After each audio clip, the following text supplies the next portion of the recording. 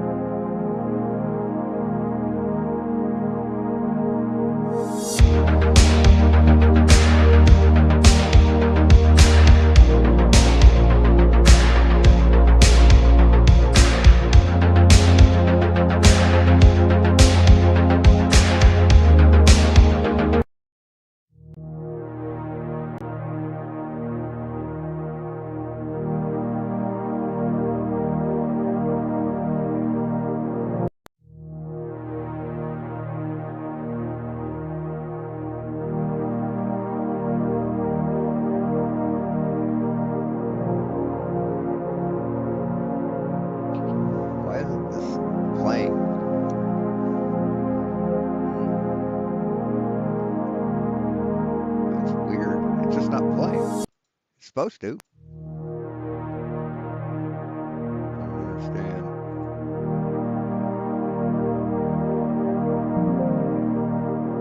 Whatever. All right, guys. I guess I'll wait till people come in.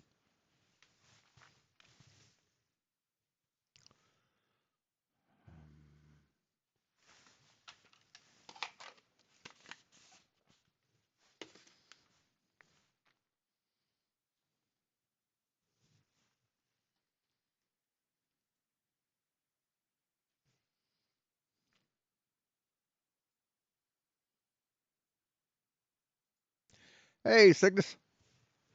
What's up, man? Guess we could start.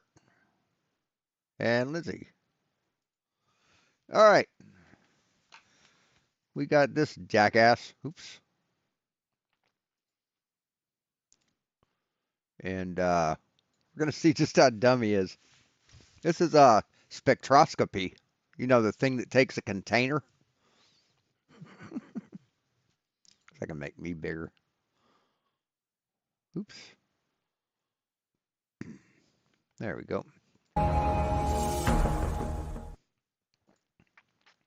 And we're off. Thanks for coming, guys. Before I introduce the distinguished panel, if you'd like to support this channel, there's Quantum Racer sounds like a Saturday Night Live The Bears sketch without the intellect. Hello, I'm Quantum Eraser. We're going to talk about the Earth. PayPal and Patreon links in the info box below. And this is going to be a rockin' topic tonight. Epic. But before we get to that, our distinguished panel, Betty Van Vel. So, yeah, Kiwi is just a dipshit who thinks he's smart, but he's not. Key. Can me ask? Yeah.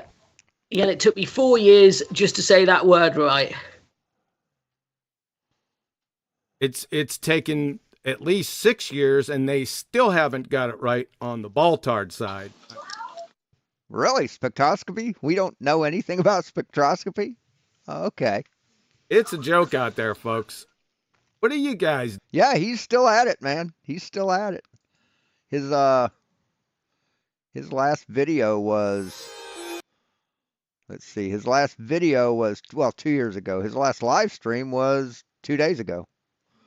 So, yeah, he's still proving how fucking dumb he is. Doing?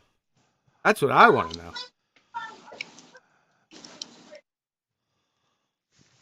Yeah.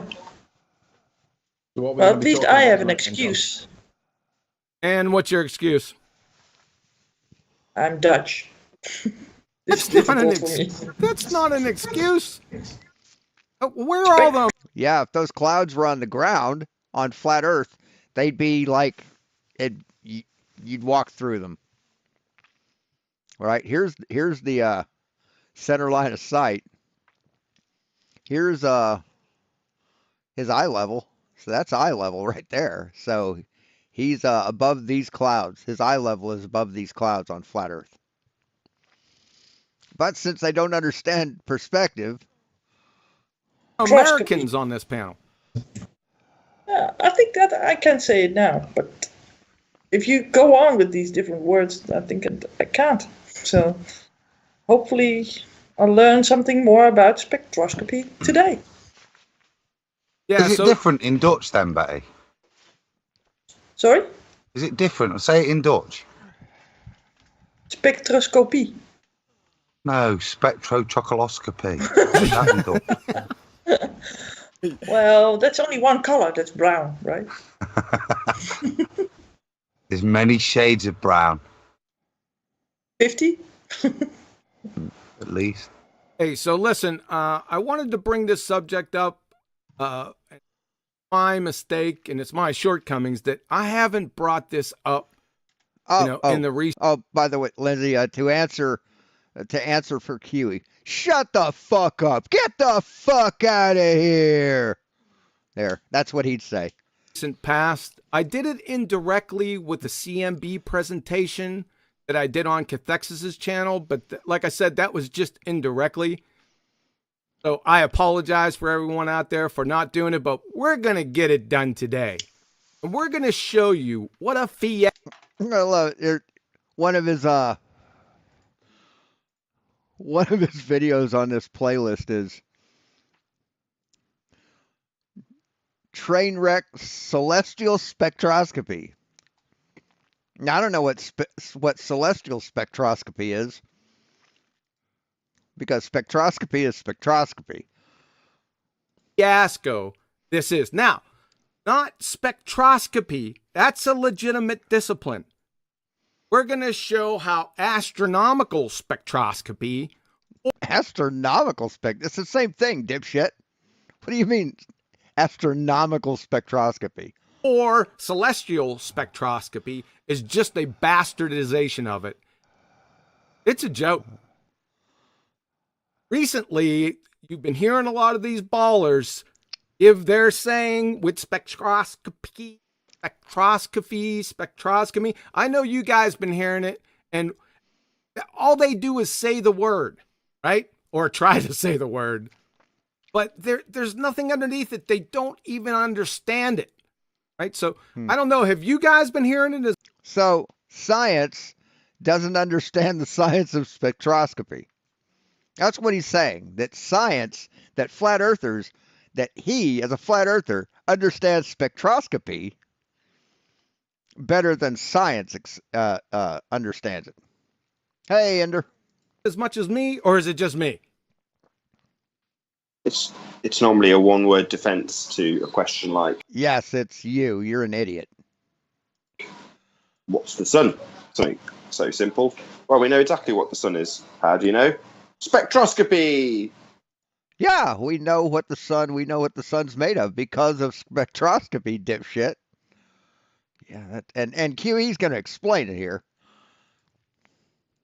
Yeah, it's I'm a little later. I'm with you on that, guys. I think, like many things the ballers do, they'll pull He won't realize that he's proving it, but he will. About a word that's associated with science, use it to validate, blindly validate their previous assertion. And for me, the interesting thing is what spectroscopy you're talking about. Are we talking celestial or real spectroscopy from somebody that used it in labs? Nowhere near as qualified as the next person that should speak, Dr. John D, with regards to it. But for somebody that used it in labs, it was a very precise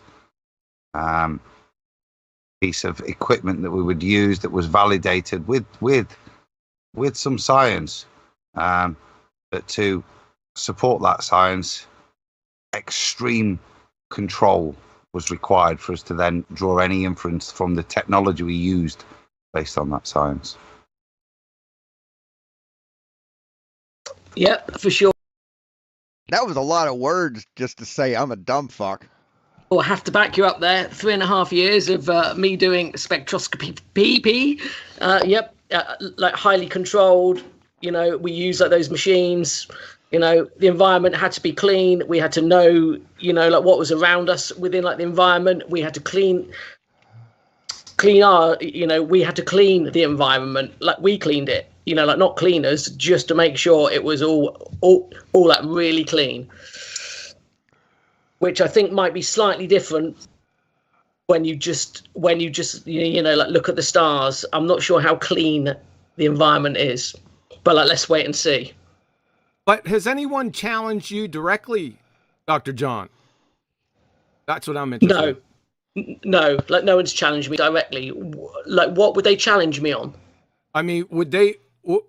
Maybe you're in a discussion and it gets around to the topic of, oh, we know what the sun is made of, and you're on the panel or you're in the discussion or hangout. Has that happened? No. Yeah, not yet. Yeah. All right. What about you, Anthony? Sorry Well, to interrupt there, John. Just one last question for John. John, what's your PhD in? Spectroscopy. All right, that's it. Sorry. Carry on, guys. Just before you move on to Anthony, I just want to get something clear off the bat because it will hopefully help me maybe reach a wider audience in this regard in debating terms. So spectroscopy is a discipline or a process that you would employ, a technique, if you will, as opposed to an answer to a question. It's akin to saying, well, yeah, I do know how to cure cancer. Well, how do you cure it? Medicine. It's not a reasonable answer to say. No, see, you're not understanding, Nathan, as usual. See, when you say medicine, that's being very ambiguous. When you say spectroscopy, you're referring to a specific process, a specific thing. You know, you just can't say, well, how do you know? Because of science. See, that would be the equivalent of what you just brought up. So you're not smart enough to make a proper analogy. Spectroscopy as an answer. In other words, Hey, Dan. what did you actually do? You know, using that technique. like we've got onto the very early stages. What do you mean? What did you do to use that technique? You use the technique. You use the tool and the technique. You look through the through the spectroscope, and you see where the bands are. It's not rocket science, Nathan. It's pretty simple. It takes pretty simple tools too. The simplest tools would be this. Just a prism. If you don't look at the sun, you just use a prism, and it will break up the light that it's receiving up into the numerous bands. See, there you get your spectrum. This is your base. It doesn't require a container, does it? No, but if you want to get more precise, you can use something like this. This is for gems. And then you have this for, you can do gems, or you can look through, look out in the sky at night. So yeah, it's not a big deal, Nathan. It's just, or QE. It's just not, man. Spectroscopy is pretty simple. I learned it in high school, and I used just a tube with a fucking diffraction grate. Didn't even use a prism, just use a diffraction grating. So it's too bad you never went to high school, QE, or else you'd understand this. Already in the discussion about keeping things clean during the process, but it's not an answer to a question, if that makes sense. Yeah, it is. Yeah, it is, Nathan. But you're dumb, so you don't understand that it is. Yeah, it makes perfect sense. Anthony, have you been challenged with this also? Not really challenged directly with spectroscopy, but I have been challenged when you say what's the sun made of, and they go spectroscopy tells us that it's made of A, B, and C. It's the same argument for seismology, telling us that the molten iron core is X amount of characteristics away from us or whatever. A what? Certain number of characteristics away? What the fuck are you talking about, Sleeping Warrior? Good God, man. I love it when dumb people try and sound smart. It's funny as shit.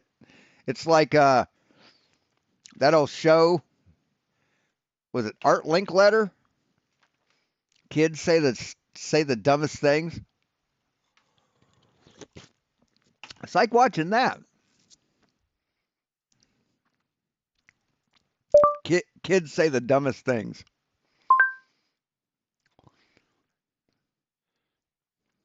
Or the darndest things. Yeah, it was kids say the darndest things. Yeah, Art Linkletter. And then it had, I guess they handed it over to Bill Cosby at some point. But yeah, it'd just be, here's something a kid says. What does your daddy do, Paige? He raises funds. He's a fundraiser. Gee, that's wonderful. Who's he raising funds for? Himself. Yeah, see that kids say stupid shit, just like these guys. I've seen different people claiming that seismology proves that we're on a sphere because of primary and secondary waves. And we've all seen the Conspiracy Cats illustration, the little cartoon thing that he claims is the only possible shape it could possibly be is a sphere. It's the same kind of thing that we're talking about now. So basically, it's kind of like when they say space-time, it seems to be like the top trump card that as long as they say space-time in their answer, it sounds like they can get through any criticism. Spectroscopy proves blah, blah, this and blah, blah, that. So it's a buzzword. It's probably always used out of context or probably flippantly used when it shouldn't be flippantly used. And no one really, I mean, as far as I'm concerned, nobody in the topic really understands anything about it, but they use it as though it's like a policeman's warrant card, and they flash it out and then they can run through walls with it and stuff like that. So I'm here to enjoy the what are we going to learn from this angle? It's a lot like well, you're at the wrong place to do any learning, buddy. You're in the wrong fucking place. Gravity, right? It's one of those trump cards that answers all questions, right? Well, gravity. Yeah. Refraction. Yeah, it's so true. Spectroscopy and spectroscopy. Yeah, he's still using his 5th grade fucking presentations. So, are we ready, gentlemen? Yeah, reminds me of the word refraction. It seems like spectroscopy's the And just like a 5-year-old or a 5th grader, he's got his little insults, got his little names for everybody. Isn't it cute? new word. Yeah. I mean, it's almost adorable. I say almost because if he was a toddler, it'd be adorable. But he's an adult, so it's just fucking sad. And it sounds sciencey, right? It sounds like they know what they're talking about, but it's just like with anything else, right? Once you dig underneath the surface of these terms that they flippantly fly out of their pie holes, and it all goes to squat, man. They don't got anything, do they? No. Right, without wanting to sound like 10th man, can you throw some light on this subject, please? Yeah. Shout out to 10th man. Yeah. Yeah, what kind of light's that? UV, the infrared? Is it continuous? Visible? Is it a continuous spectrum? Is it an emission spectrum or an absorption spectrum? No, we're going to get to that here in a few seconds. All right. So, one of the more common Dunning-Kruger spinning Baltard space monkey Wiki Discovery Channel mindless parrots we've all heard. We know what the sun is. Yeah, exactly. Third. Yeah, how do you machine something on a CNC mill? G code. That's it. G code. That's how it's done on a mill. Well, that's just a buzzword. It's made of spectroscopy or spectroscopy. Or according to Toady, Grody, the lion retard, just last The poo-poo pee-pee head. week, I'm surprised he just doesn't call people a poo-poo head, like a proper toddler. favorite, spectroscopy. That, sir, is a catastrophe.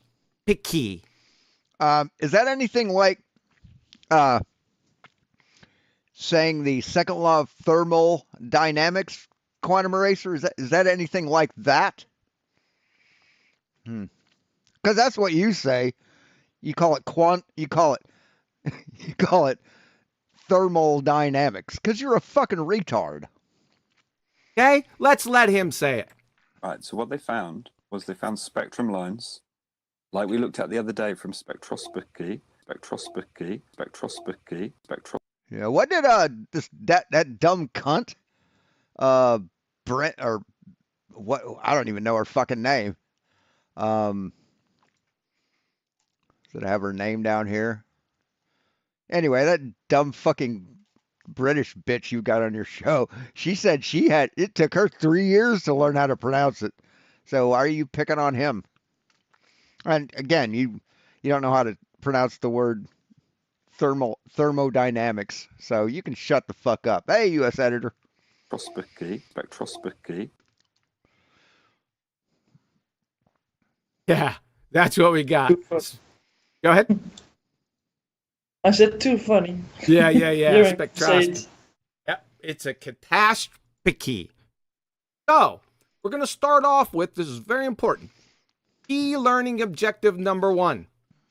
Gases only emit and absorb in bands. You know why Quantum Eraser doesn't watch South Park? Because it's too highbrow for him. One got that. We're going to hear that again coming up here over the entire presentation. Oh, spectroscopy. What is it? Basically, it's the interaction of light with matter, specifically with respect to emission and absorption of radiation. The entire enterprise is based on the quantization of energy, quantum mechanics. Each element has its own unique, distinct fingerprint, governed by the number of electrons and their shells or energy levels. So we'll take a good look right here. As you can see, this is, like I said, well, I don't want to go into any great depth here. We can get off on many different tangents, but a typical hydrogen atom, right? It's a lot like us. It likes to stay in its relaxed state or the ground state. However, sometimes it gets excited. Sometimes we like to run marathons, but we can't do that all the time. We always have to return back to the ground state. And that's what atoms like to do. So what happens is, Say what? Sometimes we like to run marathons. What the fuck are you talking about? Yeah, they wouldn't understand Blue's Clues. Exactly. Exit signs confuse them. this atom or any atom absorbs a discrete amount of energy. It has to be a discrete amount or it'll just transmit through. To reach the... Say what? Say what? It has to be a discrete amount or what? Let me see here. Spectroscopy.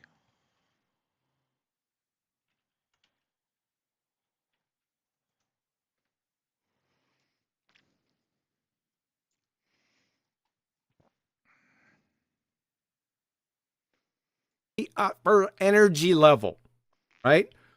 Once it does that, Spectroscopy is the study of how matter and electromagnetic radiation like light interact with each other by examining the spectrum of that radiation. It is used to identify substances, analyze their properties, and understand their composition from the atomic level to large cosmic objects.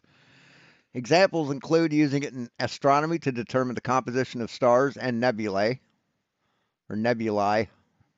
or in medicine through magnetic resonance imaging to visualize soft tissue. Common types include absorption and emission spectroscopy, while instruments used are called spectroscope or spectrometers. The core principle, spectroscopy is based on the principle that matter absorbs or emits specific wavelengths of electromagnetic radiation. The process involves splitting light into consistent wavelengths. A spectrum, which is then analyzed. A prism is a simple tool that uses this, but modern techniques use devices like diffraction gratings. Examples and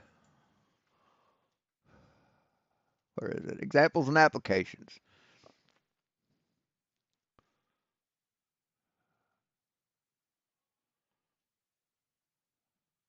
Types of the spectroscopy: absorption, emission.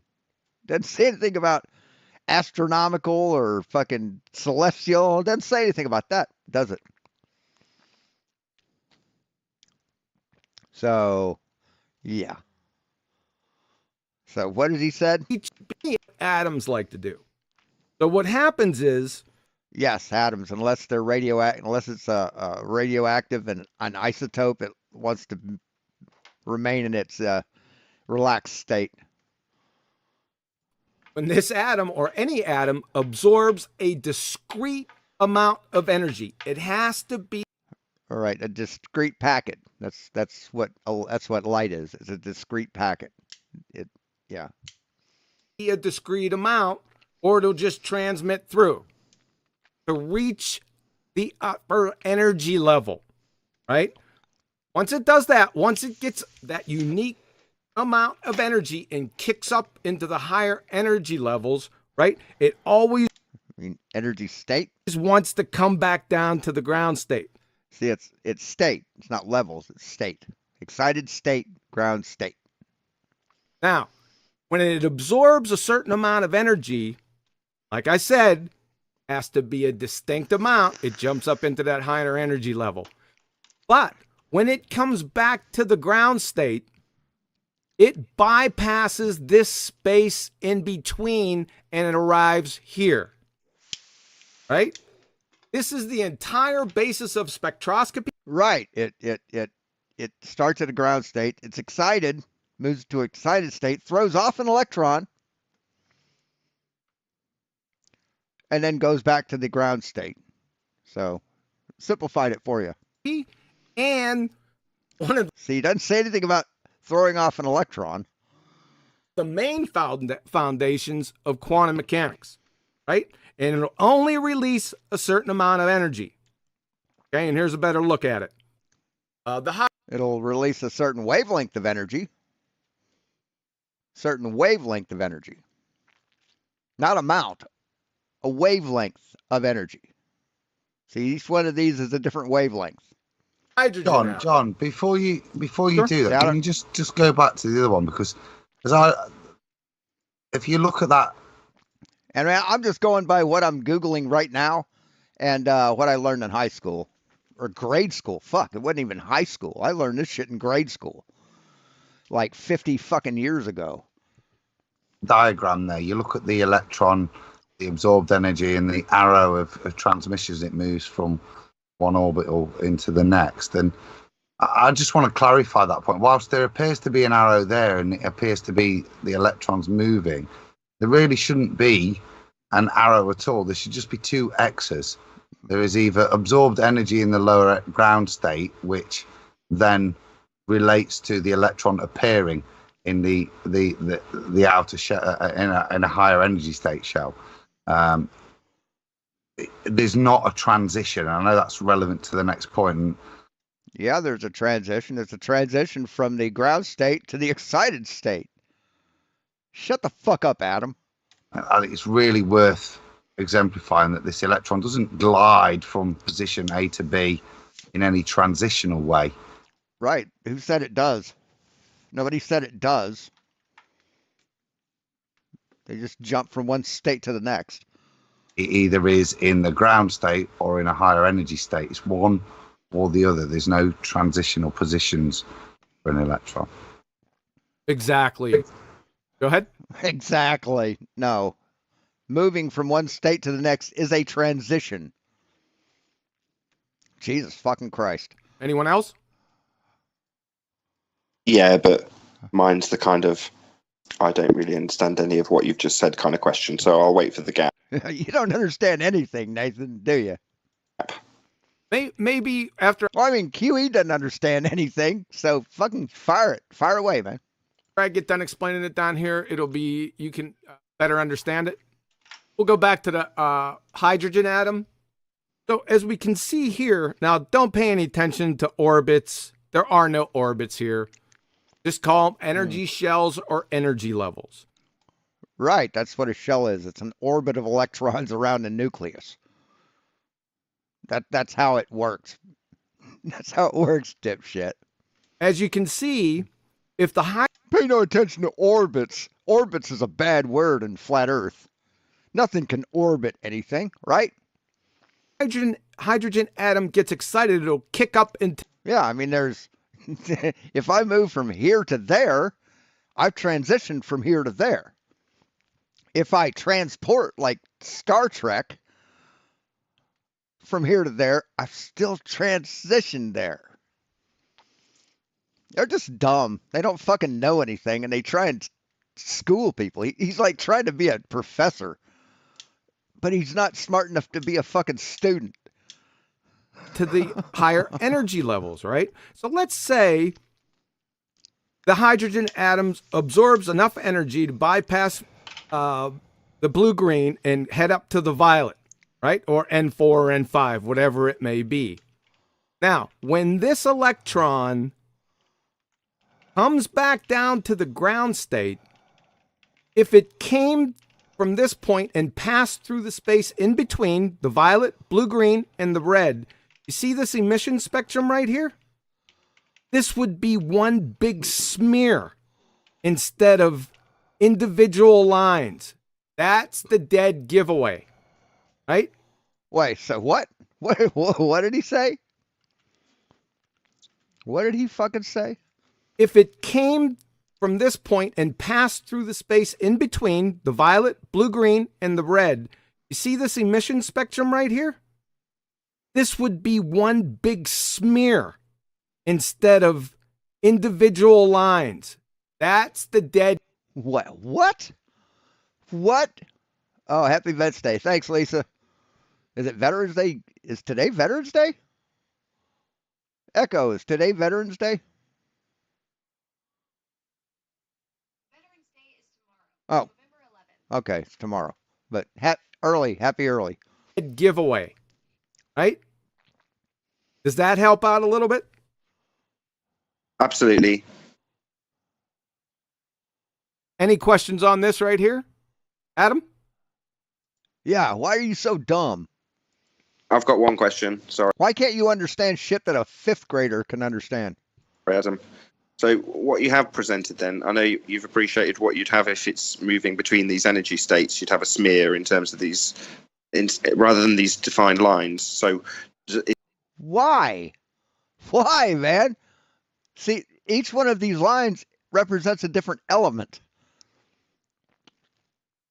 And they correspond to the color spectrum, dipshit. You got blue and violet, or you got violet and red. You got the whole. It's missing all the colors that aren't its constituency.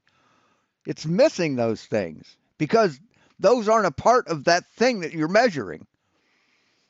It wouldn't be a smear, you dumb motherfuckers. Holy shit. This is sad. This would be one big smear. mine's the kind of I don't really understand any of what you've just said kind of question. So I'll wait for the gap. Maybe after I mean, it's like It's like having a card with a bunch of different colored lines on it, right? And then you take a filter, like a red filter, and the lines are all different colors. I don't know if I said that before. Then you take a filter and you hold the filter up to your eye like a red one. You don't see any red lines. You see all the other colors because that thing is filtering out the red.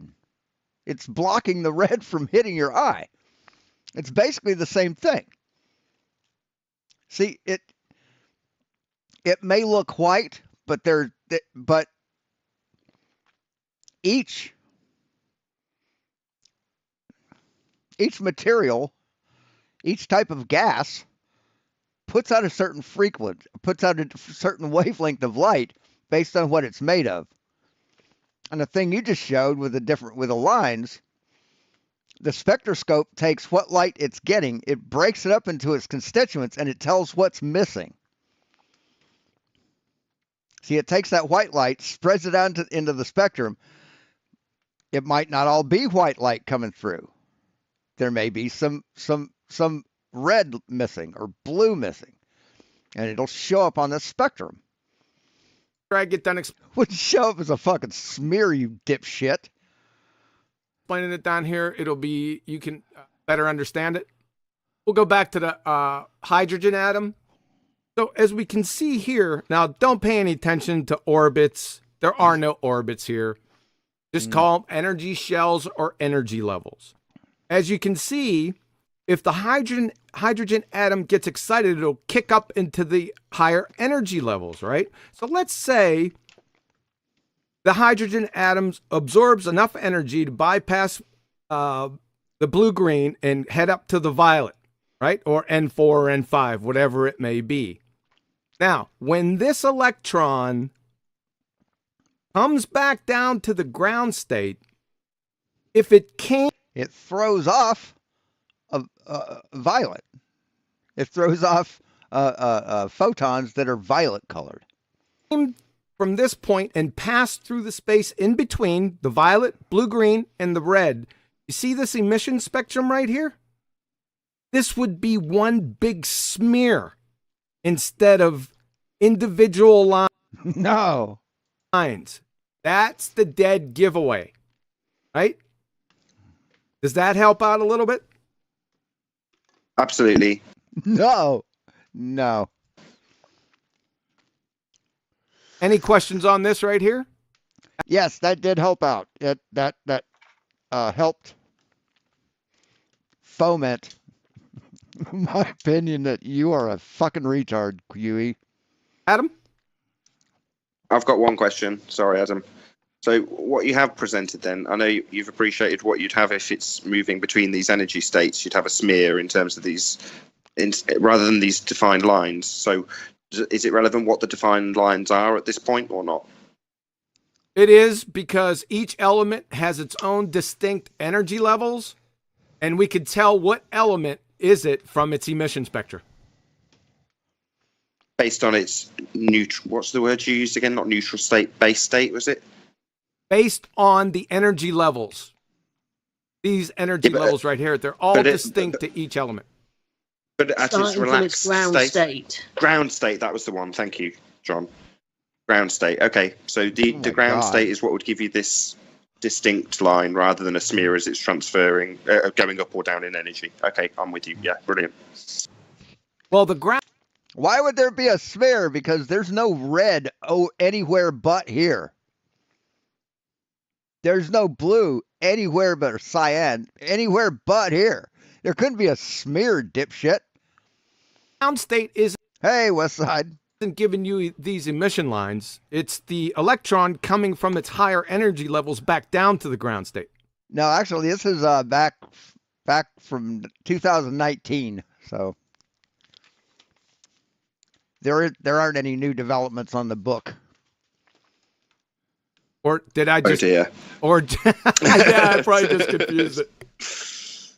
Then no, it's not clear. So why would you get a smear then? Because presumably it's having to go up to that energy state and back down again. Wouldn't they all give you smears, or is that transition only? You might be thinking of a pap smear.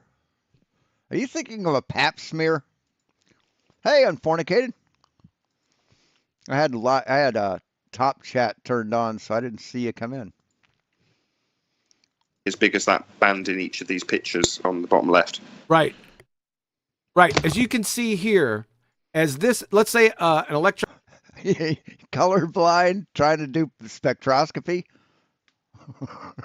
Good thing. Wow. Holy shit. Gets kicked up into this energy level.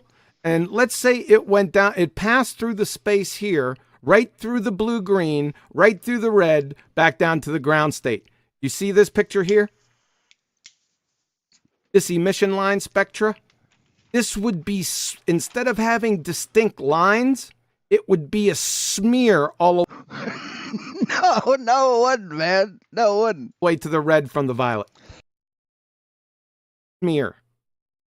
So, since it's only distinct emission lines, this electron moved from here to here without traversing the space in between.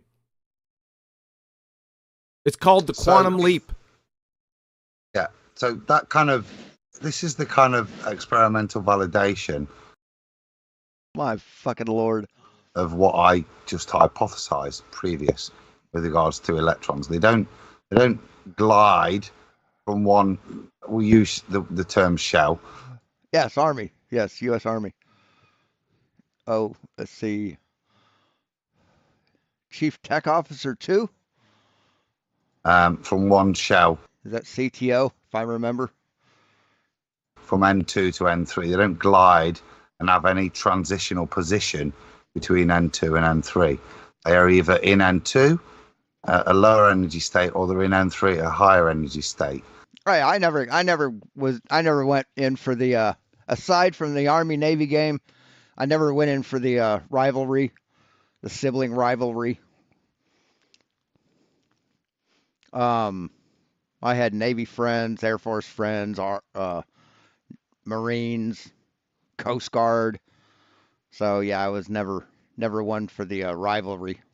There is no transition. So except for the Air Force and Navy, we all wear green. The proof of that is within this spectra where, as John's saying, if they were gliding between the two, having transitional positions, you would see infantry, military, police, hooah. Like I say, a blurring, a spectrum. Do you ever watch One Punch Dad? You ever seen One Punch Dad?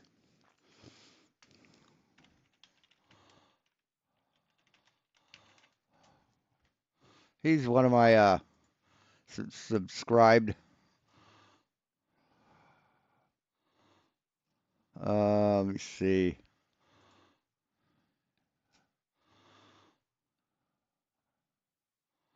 Let me find a good one. An interview with Billy T. Friendly. Billy T. Friendly's been to Panama. Good evening. For the BBC, I'm Dabney Reynolds. He's been referred to by many as the Cold War cowboy, the pirate of Panama, and the Kosovo killer. For many, he's thought of as somewhat of a boogeyman, a mere myth that communist commanders will use to scare their young lieutenants into acquiescence. In fact, for most nations around the world who find themselves in the unfortunate position of being an adversary of the United States, the very mention of his name sends them into a state of frenzied panic. And yet for some, Yeah, this guy is he's a Chief Warrant Officer 3, CO3, or CW3. Active duty, I think. I think he's still in. He is an unassuming and uncomplicated man. A simple fellow who enjoys a cup of black coffee and a chicken fried steak with white gravy. Very little is known about Chief Warrant Officer 5, Billy T. Friendly. And truthfully, much of that information is classified to such a degree that the world may never know. Just the same, I sat down with Billy Friendly to uncover the myth behind the man. Mr. Friendly. Oh, come on now, Dabney. I insist you call me Billy. Yes, of course. Billy, what exactly do you do? What services do you perform as a member of the United States Army? Well, when I got my start, I was... There was a little stretch in there where I was doing. And then after a couple of years, I got tired of doing that, so I switched to. And anyway, I've been doing that for about the last, 15 years, something like that. You've served on combat missions in Kosovo. Anyway, speaking of Panama, when they were trying to throw shit, can't remember the guy's name. Had his palace. Fuck, can't remember his name. He was a dictator down in Panama that we ousted, put him in prison. Mustache, can't remember his fucking name. But in order to get him out of his palace, to basically drive him nuts, the U.S. Army sent the military sent AFRTS down there. Noriega, yeah, sent AFN, Armed Forces Network, and had disc jockeys play just blaring rock and roll music nonstop, 24/7. My neighbor 2 houses down from me was named Richard Green. When he joined the army to be a disc jockey to work AFN, and he was one of the soldiers, one of the airmen. He was an airman. He was one of the airmen that they sent down there to do that. He wasn't. My next door neighbor was involved in the ousting of Noriega.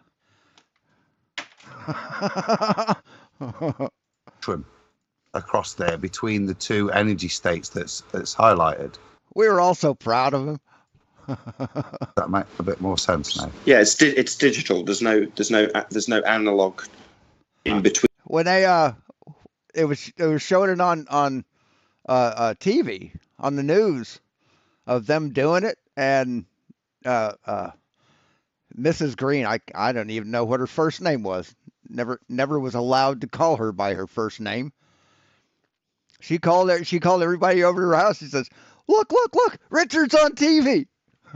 Exactly. Cool. Yeah. Exactly. You got it. Okay.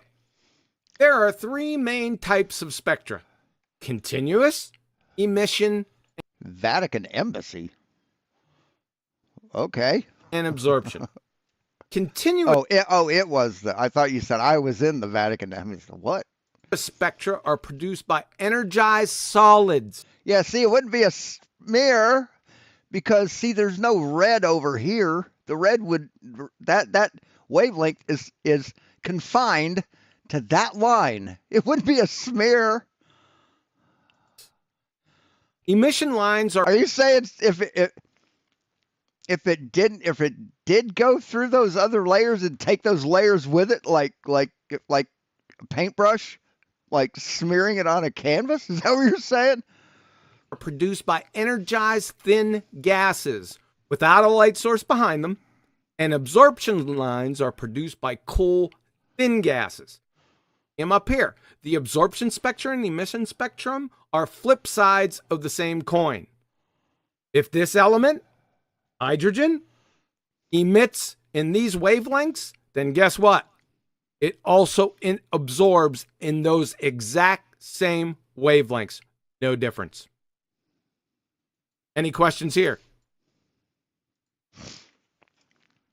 Yes, but maybe give the others a chance, or shall I just go? I mean, the key point for me is just solids, liquids, gases, and I know you've got it in brackets there.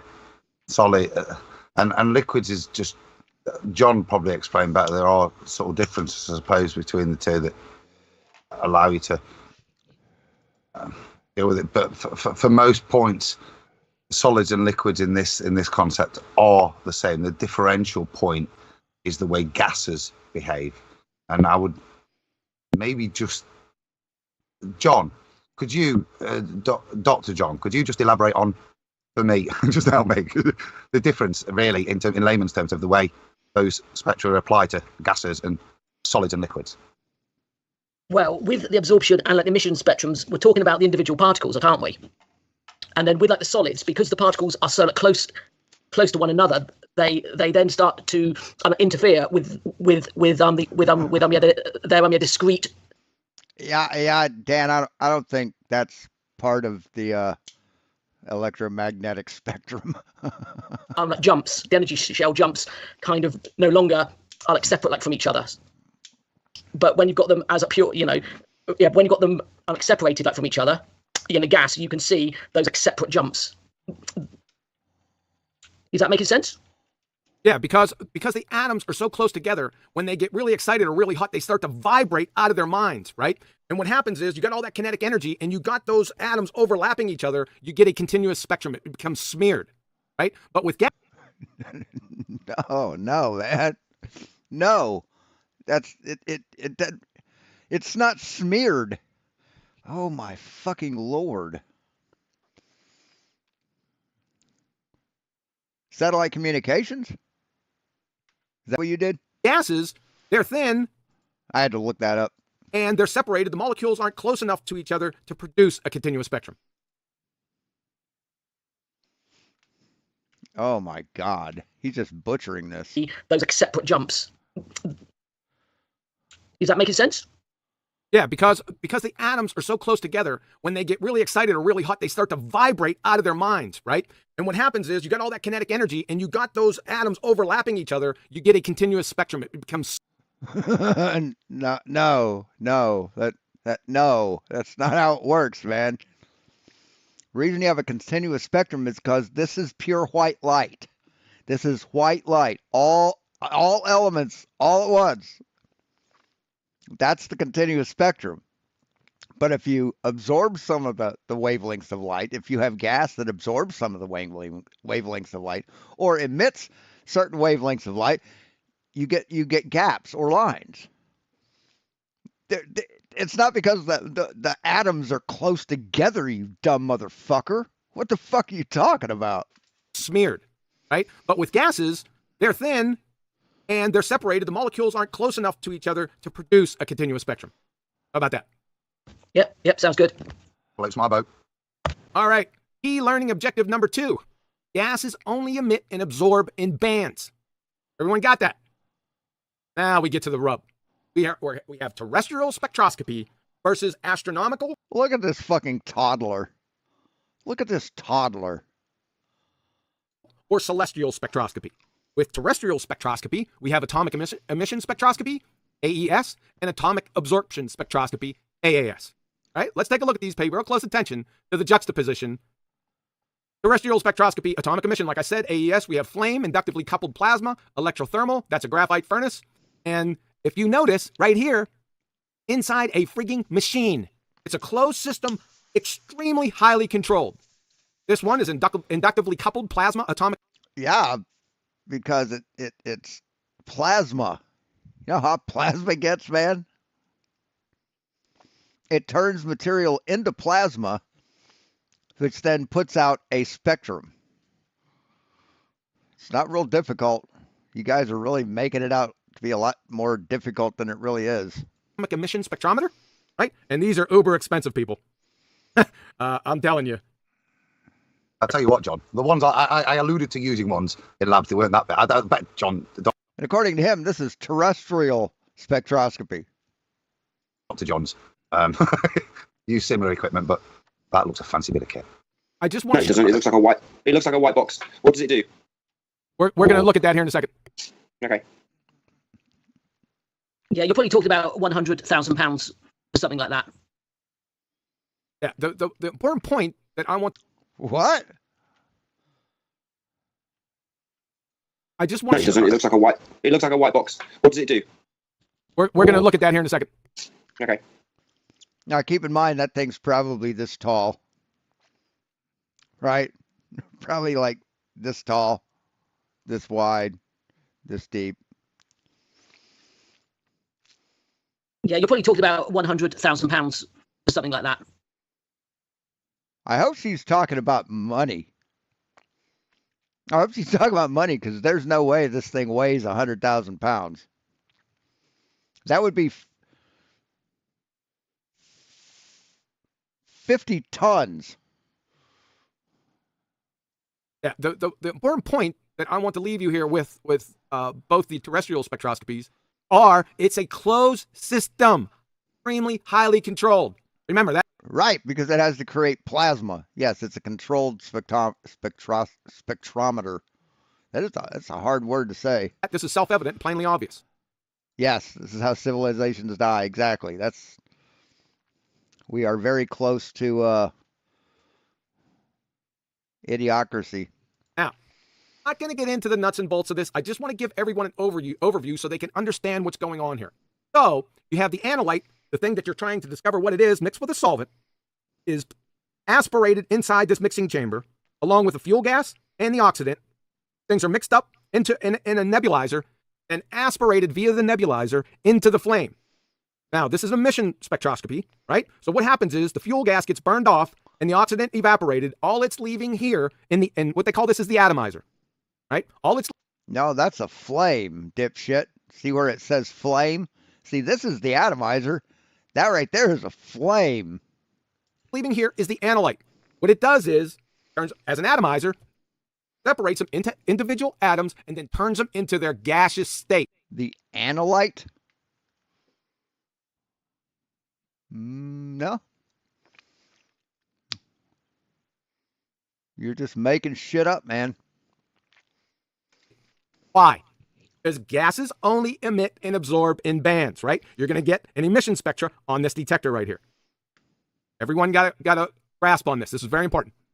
Good? Yeah, I've got a quick question. So presumably point 1 is on the right-hand side of this piece of equipment, this feed, which looks like it's got a tube into liquid. But based on what you've said, does it mean you can do it with anything, gas, liquid, or solid? I'm sorry, I was on mute. It's for solids. You're going to convert it into a gas. Fine, just solids. Okay. Say what? It's for solids? How are you going to suck a solid up through a tube, dipshit? Seriously. How are you going to suck a solid up through a tube? God damn. Holy shit. Based on what you've said, does it mean you can do it with anything, gas, liquid? Hey, George. Or solid? I'm sorry, I was on mute. It's for solids. You're going to convert it into a gas. No, that's for liquids, dipshit. It's for liquids. You can't nebulize a solid, stupid. Fine, just solids. Okay. The reason we're doing this, Nathan, Hey, George. Did I just say that? I don't know. I'm high. we're taking a solid. If we took a solid as described in those I'm really stoned, but I learned it from you, Dad. previous spectra, you wouldn't be able to analyze it as itself. So what you need to do from an analysis point of view is what's happening here, the nebulizing first, making it into small air-bound particles, and then breaking those down in to atomize it so that it becomes a gaseous state. You then stick it in the flame and stick the light analysis through, put simply. But it has to be gaseous for you, as described previously, to get that emission, the spectrum, sorry, the word's gone. Yeah, I get it. To see it jump from shell to shell, it's got to be far enough apart in and of itself to be able to see that rather than smearing up because it's... No. The reason you get into a nebulized state is so you can fucking burn it. So you can burn it.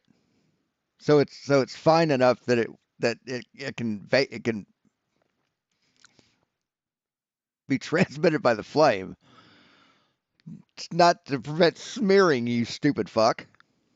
Solid gas as a solid structure with all of them nicely tight together, and then you'll just see an overlap. Whereas if you vaporize them, then you've got a gas where you've got enough separation between them so you can see these nice distinct lines.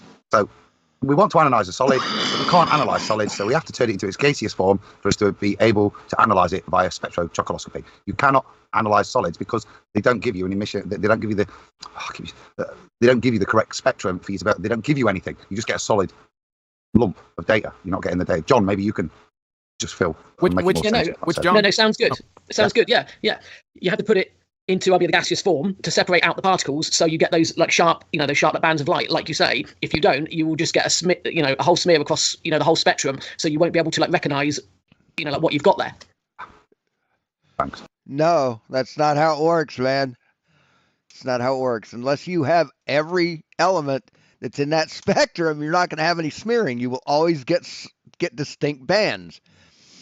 Now, if you have two elements or several elements that are close enough on the spectrum, then you'll get a wider band, but it'll be different colored. You don't get one fucking color smearing across the whole fucking thing. My God, dude. Holy shit. And I mean, it's the blind leading the stupid. Oh, hold on a second, Nathan. You said now it doesn't have to be a solid. It could be a liquid also, right? yeah, but presumably if there was a cock up in the procedure and it didn't atomize correctly, then you'd know it because you'd get the smear as well, right? Even if it hadn't been broken down enough. Say that one more time. So if this process in some way went wrong and it didn't fulfill the process properly and it didn't make it into small enough particles to combust, then again you just get large particles that were interfering. No, see, it combusts using the fuel and the oxidant. That's what causes the combustion. So you could put water through the thing and you'll get hydrogen and oxygen. So what are you fucking talking about?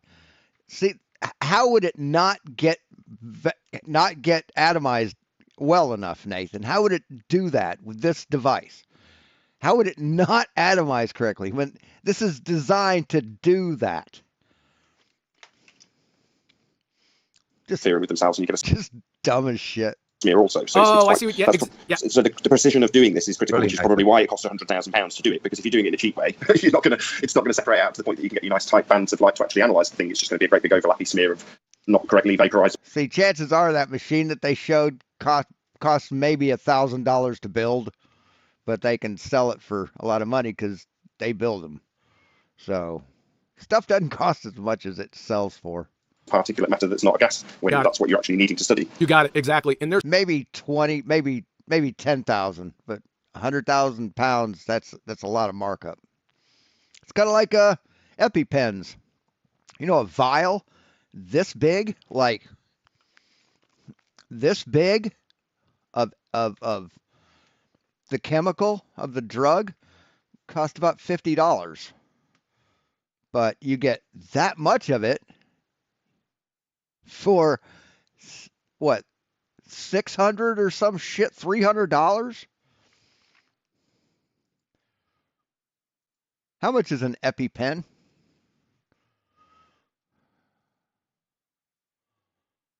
Here's Netty. That's not an EpiPen. What the fuck?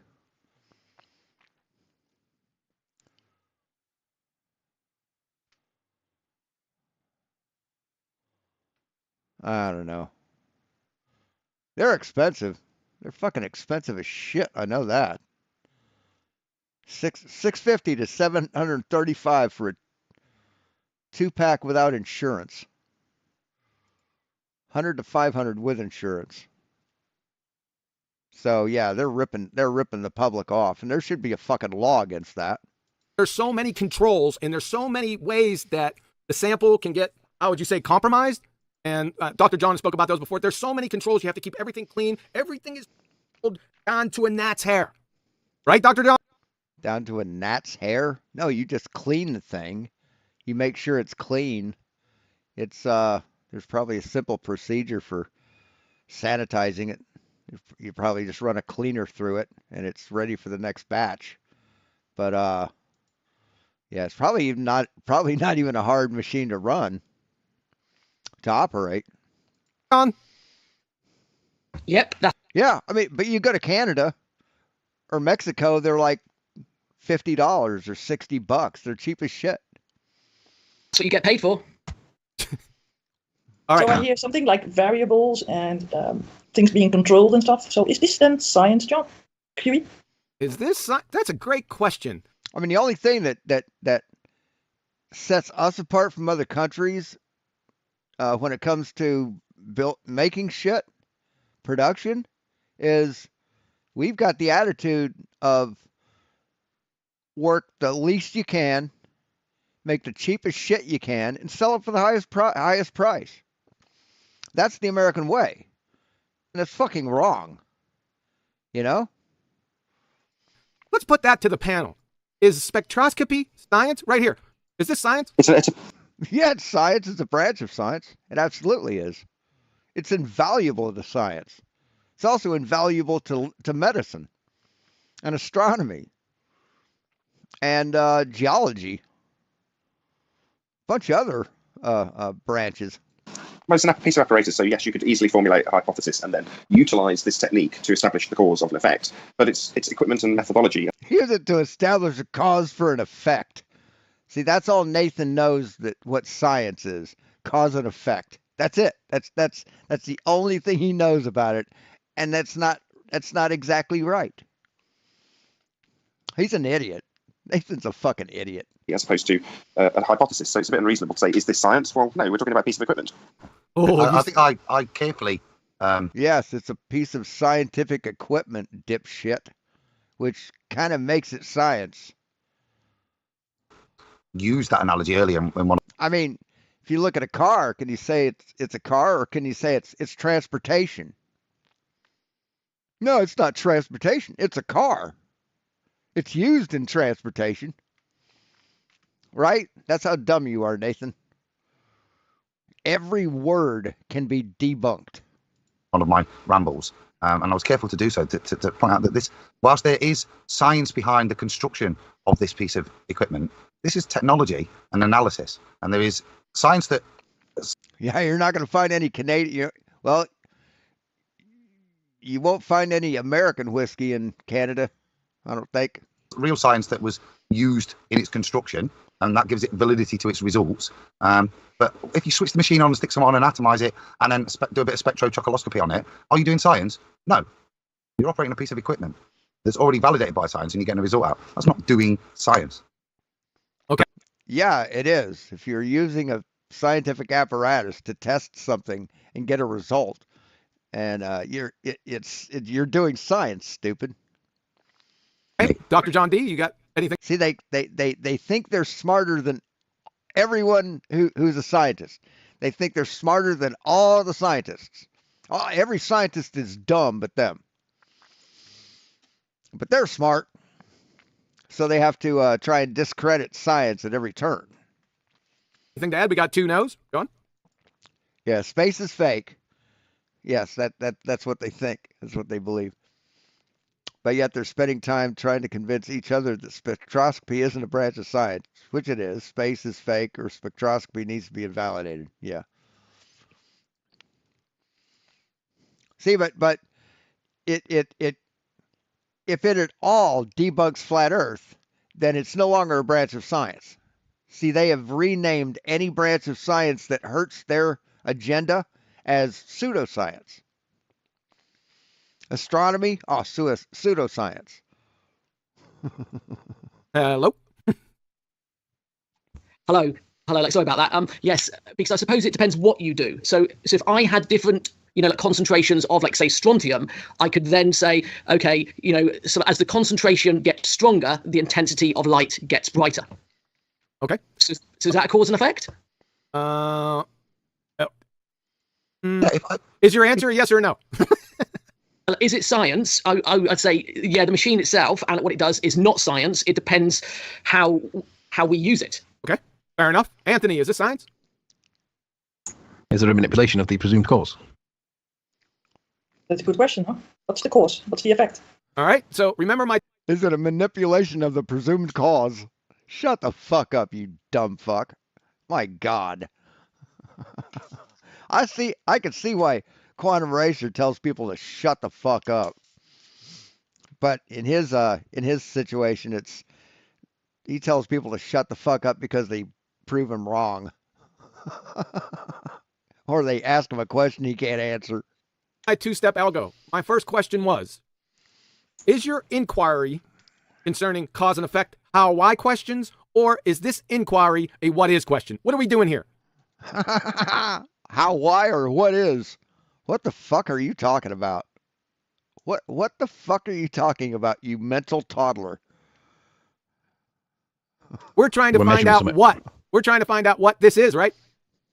We're measuring something. Well, like I said as well, you could be measuring different, like, concentrations of the same thing. That's a what is question, right? John, can I have a bang on that? So this is a what is question. What is this? Okay. This is not a cause and effect relationship. However, you could use the data from a what is, and as Dr. John alluded to, titrate things to start to build a hypothesis towards a cause and effect relationship. and show those things. So it is a piece of equipment that is validated and constructed through scientifically validated knowledge that you can then use later on to further scientific discovery. But the operation of the piece of equipment in of itself, for me, doesn't mean you're doing science. It means you're operating a piece of equipment. It could just as well be a lathe, driving a bus. You're operating a piece of technology. Right, but it's not a lathe or a bus. It's a piece of scientific equipment, dipshit. Therefore, it's science. The way in which you take that data to try and support any cause and effect relationship you're presupposing. But this, in effect, is a tape measure, isn't it? Yes. Answer no. No, it's not a tape measure. If it was, it would say tape measure. What is question? Yes. Jesus All right. fucking Christ. Second one. So we went over atomic emission spectroscopy, right? Side of that coin is atomic absorption spectroscopy. Okay. We got flame, cold vapor, hydride generating, and a graphite furnace. And again, inside a friggin' machine. Closed system, highly controlled. You're looking at here is a flame atomic absorption spectrometer. Same type of deal, right? Yes.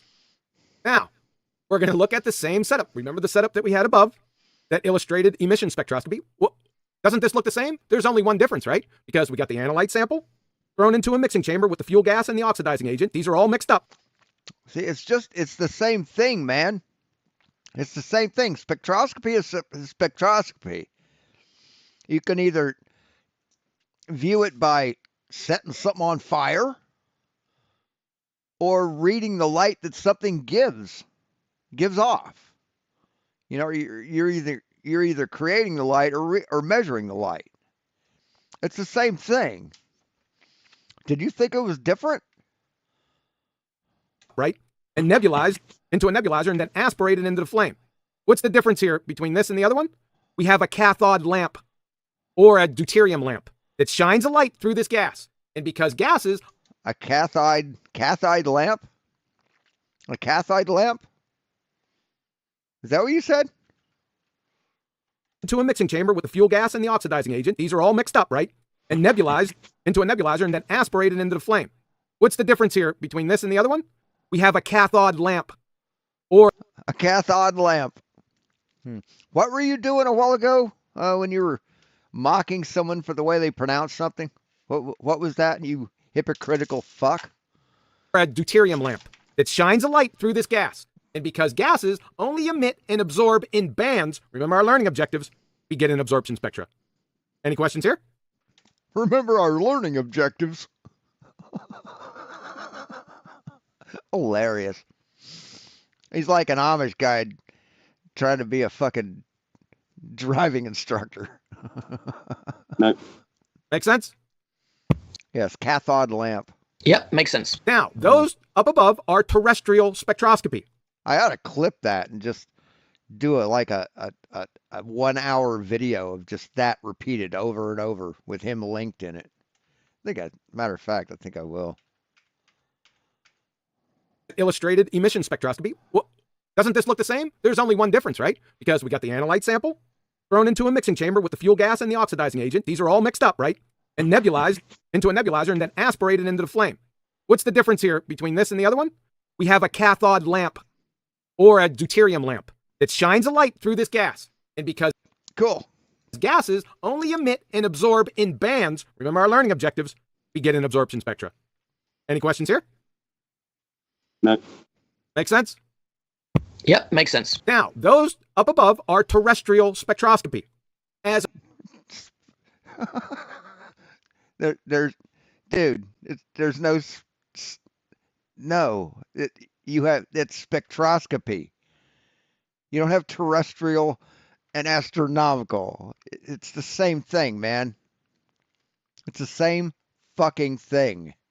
As opposed to celestial or astronomical spectroscopy. Whoa, John, what's that? That's just like sticking out the top. Yeah. Into the atmosphere, where there's, like car pollution. That's hardly closed, is it? Like, what's going on? Yeah. I was going to ask a similar question, because up until now we had a running theme about being very controlled and closed and inside a machine and terms like that. And yeah, then we get to this, but John's already he's way ahead of me. So yeah, exactly. I echo that sentiment. Well, can I just jump in, Nathan? This is where we got battered on one of your shows the other week. So I suggest we do the same, because we're about to do the same, but we kind of the power, not just John's research, but actually the power of your debate. We stumbled on this and came across this point, and that's why I got an arse kick in. You know, when he was being really funny with us. Shut up! Don't talk about this. yeah. I tried to get you off. Yes, I do. Yes, now I do. I didn't, but now, yeah. We're about to do the same. Oh, you're going to recognize it here in a minute, right? You're going to get Is that looking at the sun? Yes. This is the McMath Pierce Solar Telescope from Kitt Peak National Observatory. It is the one that conjured and calculated the famous absorption spectrum of the sun. That we're going to see that below in a few minutes. But it's looking at the atmosphere as well, isn't it? Yes. So it's not just looking at the sun. No, does it know between the detector and what it's measured? You have to know the makeup of everything in between the spectrometer and the detector. Yeah, agreed. So, Hold on, that leads me to another question. I'm really sorry to interrupt. Go ahead. So, who's operating this? And the reason I asked that question is because are the people who are operating this under the impression that the medium that they are looking through is a second law of thermodynamics violation sky vacuum? I just want to know who. Oh my God, what a dumb fuck. Holy shit. Yeah, they're aware of that, Nathan. Good job, buddy. Who's operating it and what they believe in that regard? Do you know? Yeah, they think it's a vacuum. They're heliocentric pulsars. Yes, yeah. That's a big problem. Yeah. For who? I've got a question. I've got one first. Dr. John, if I was to put this to an actual spectroscopist in the lab and showed him astronomical or celestial spectroscopy after we just went through atomic absorption spectroscopy and atomic emission spectroscopy, what kind of answer can he give me when I say, well, it's extremely highly controlled in a closed system, and then I throw an open system at him that's not controlled? I think they would say, do you know what's between you and the thing that you're looking at? Because if you don't, please just turn off that machine now. John, can I ask you an analogy then? If back doing your PhD stuff, you'd have presented your data to support your whatever you did within your PhD, and that data, instead of being analysed through those amazing looking machines, you'd have sat there with your sensor at one end of the lab and a Bunsen burner and you're burning the stuff at the other end of the lab. What validity would your peers have attributed to the data that you had collected? Yeah, I don't think I would have got through, to actually do my Viva. I don't think my supervisor would have set my Viva up. Okay. You're a fucking idiot. That's exactly how you do it, dude. It's exactly how you do spectroscopy. See, let's see a different images of spectroscopy. So yeah, here you go. See, this is see how this works? See, that's open. There's no container. You're looking through the air. It's how it works, man. It's how it fucking works. What a fucking bunch of dumbasses. So forget that then. So let me see here. Do this real quick. Sample thrown into a mixing chamber with the fuel gas and the oxidizing agent. These are all mixed up, right? And nebulized into a nebulizer and then aspirated into the flame. What's the difference here between this and the other one? We have a cathode lamp.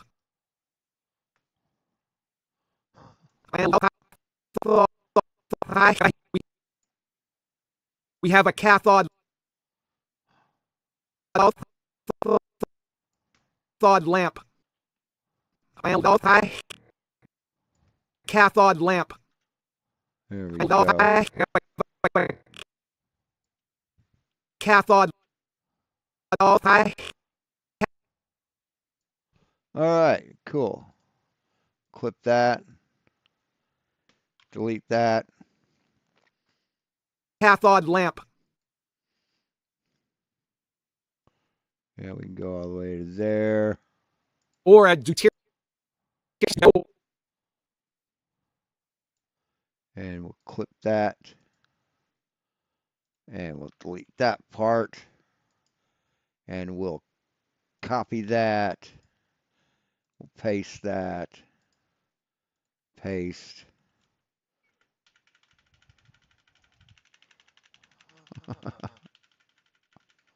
See, where's my timestamp?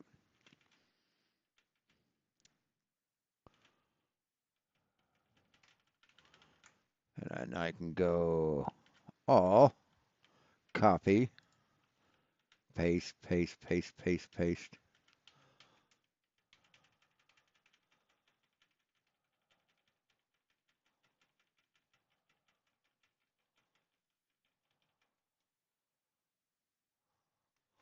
All right.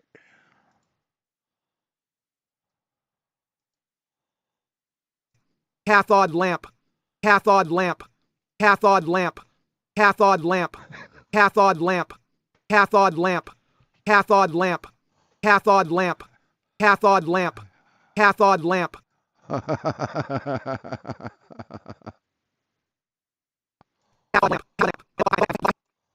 See how we're. Yeah, that'll do.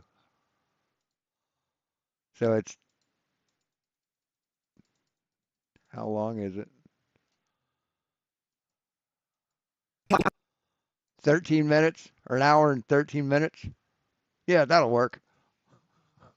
Instead of just that, you took a toilet roll, put it on the front of the sensor, and pointed the toilet roll at the Bunsen burner. would they have liked that even more? Yeah. They might be, they might be a bit concerned about light from the, like from the lights, within the room and things like that. No, I don't think I could have got away with that, Adam. Worth a try, like stuff like that is so much like cheaper, than buying these, £100,000, like pieces of equipment that you have to close the door to make sure it works, in the dark. But yeah, I'm not quite sure what's going on here. Surely they would have to know what's within like the atmosphere. So just maybe I'm being dumb. So when the globetards say spectroscopy answers all of these questions, they're actually loosely comparing this garbage, which isn't in any way controlled study, to actual spectroscopy. And the difference is celestial versus, would it be called terrestrial, John? That's what I term it as, terrestrial spectroscopy here versus celestial spectroscopy. I'm looking at the object that they're looking at, not where they're at. I mean, I just don't want it to be descended too far into fast, Dr. John. So I know you were given an analogy with setting bob rolls on fire, but just for a more reasonable comparison, the 10 or £100,000 box that we first saw that I said doesn't look posh, it's just a white box, but very much a closed, sealed box. I know John's going to get it on, so here we go. If that was in some way opened up, so forget about it looking through the room's atmosphere, but just if the box was open, would it give you a valid result? No, because light would get into the detector and it would, like forget it. Forget it. So if your box, is spectroscopist the correct term? When you were a spectroscopist, yes. Your box wouldn't be like the one on screen now, in any way allowed to be open? No. Okay, thank you. All right, so obviously. Isn't allowed to be open? Really? Really?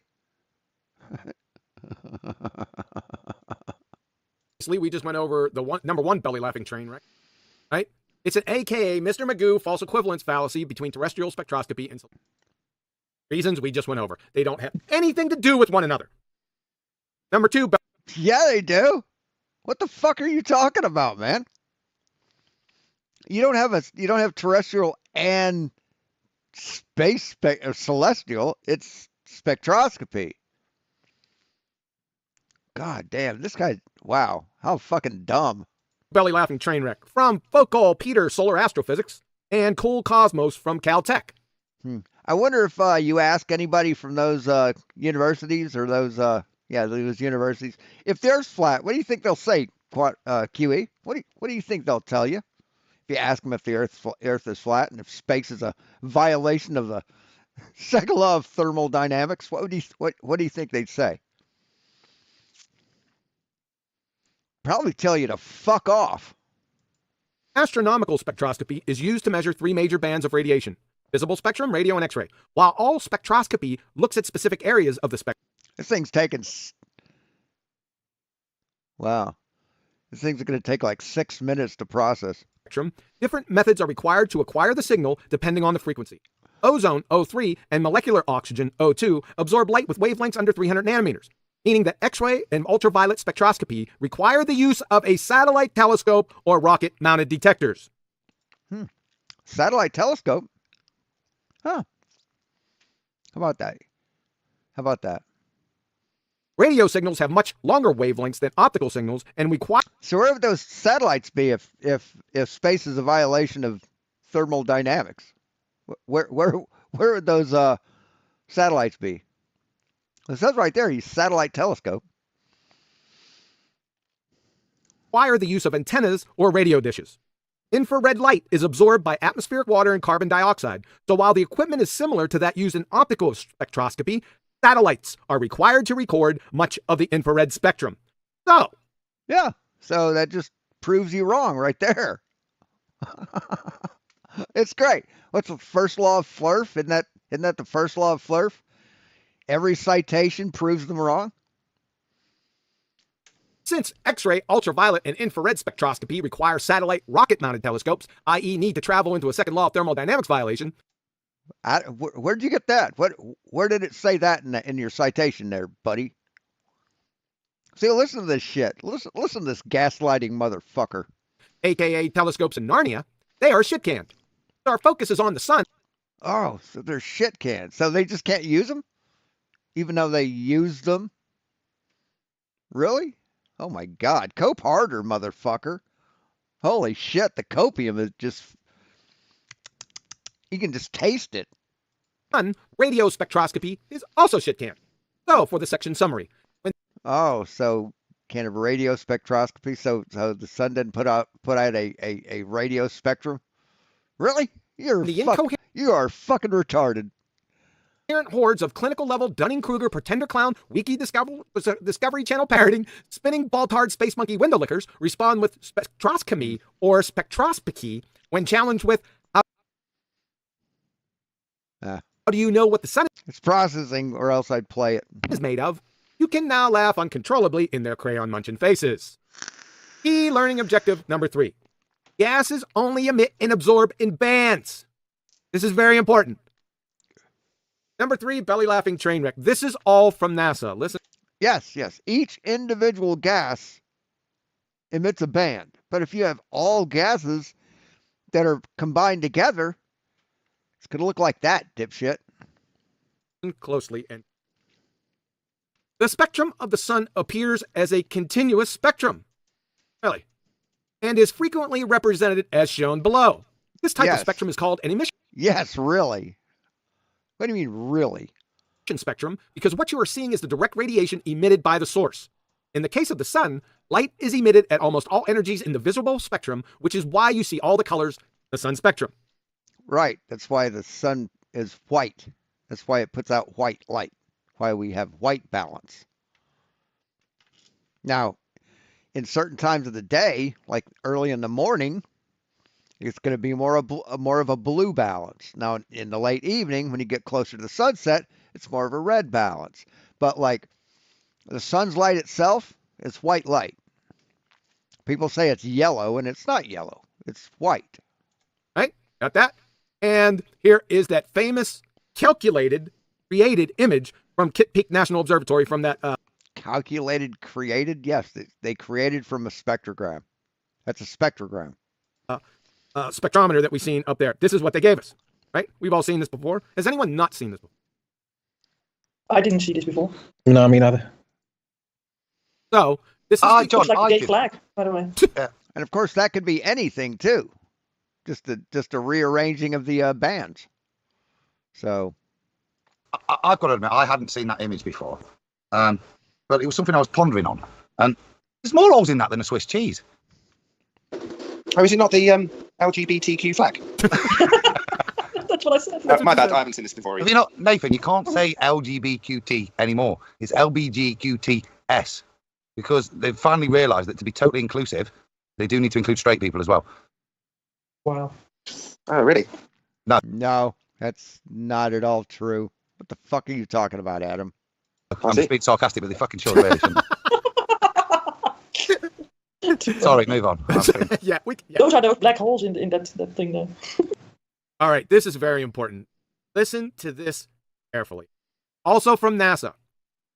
When the light leaves the surface of the sun, surface, I thought we were talking about a ball of hydrogen gas. Gases don't have surfaces, people. The sun has a surface because it's a ball of gas. Yes, it has a surface, dumb fuck. Jesus Christ. Oh my God. Okay, but I digress. When the light leaves the surface of the sun, it is... Digress, does that mean retarded? Is that what digress means? What does digress mean? Digress. Definition.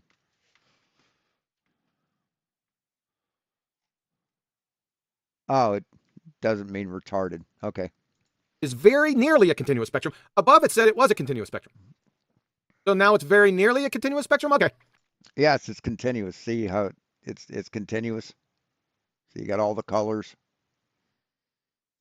However, that's an Well, you important can think point, of John.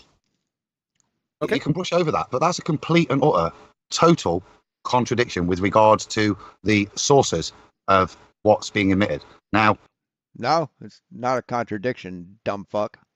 you can't have a continuous spectrum being received on Earth, surely, and it leaving the sun as a nearly continuous spectrum, but getting to us as a continuous. Or can you, John, in terms of with their supposition of the distance, etc., would they, I don't know, merge or create that? To me, that just seems a big contradiction. They want one, but they've said they've got the other already. are you asking Dr. John or QE? Oh my fucking lord. Holy shit. Probably Dr. John first, because I've got no idea. Oh No my idea, Adam. God. And I don't even see how they can say it's the continuous spectrum of the sun. Surely they're looking through, like the atmosphere as well. How can you separate out the sun from the medium which you're looking through? How? I don't know. I just wanted to point out the slap in the face contradiction just with their words. I mean, this is the tip of the iceberg. This isn't really the problem. So Dr. John doesn't understand spectroscopy. Okay. But I don't understand how they can say this is the continuous spectrum of the sun. It can't just be the sun, can it? no, I suppose, yeah, what So, you're saying is, Well, if you're using emission spectroscopy as opposed to transmission spectroscopy, then you know. See, with transmission spectroscopy, it goes through the gas and would appear as bands. It would show the gases in the atmosphere, or I don't know. I'd say they have it pretty well under control. It's pretty well understood science. is it constructed of particulate matter on their supposed journey as well? Well, you have to factor in two atmospheres, right? Because you can have the sun's atmosphere. The latter unfornicated. It's going to be a textbook about the dangers of eating lead paint. We're in the preposterous ludicrousness absurdity already. Okay? So you have to consider, you got two atmospheres here. You got the sun's atmosphere and you got the Earth's atmosphere and everything in between that isn't what they say it is.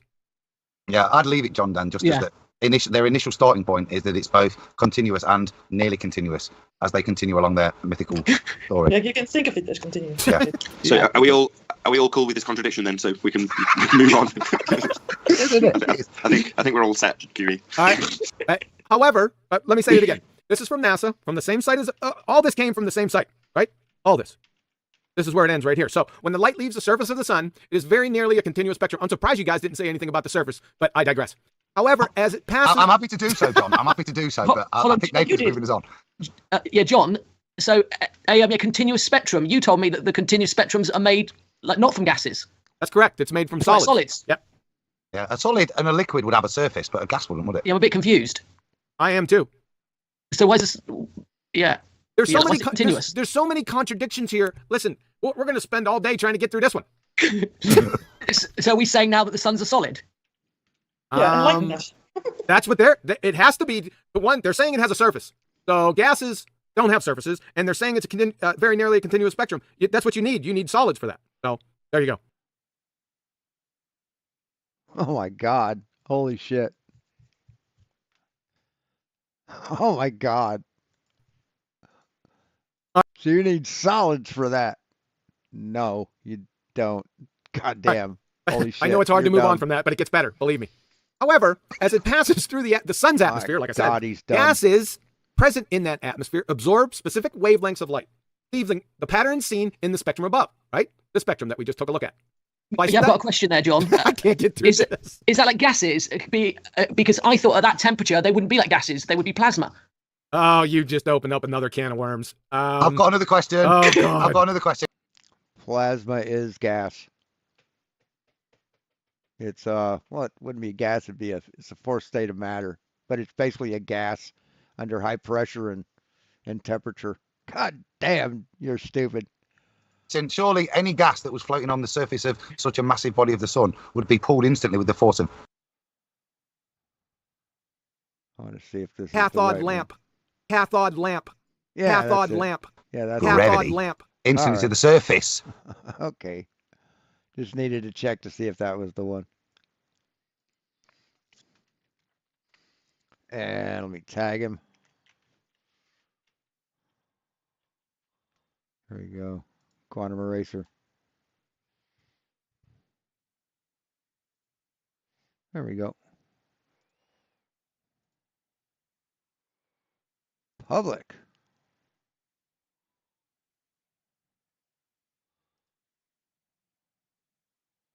I'll schedule it for today.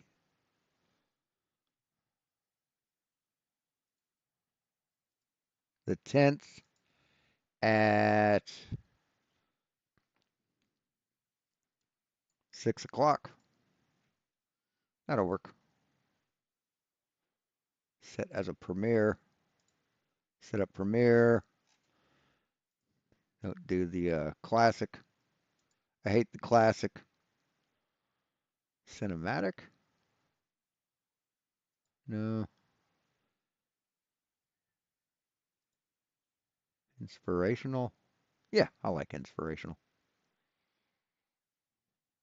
And we'll do a 3-minute countdown. There we go.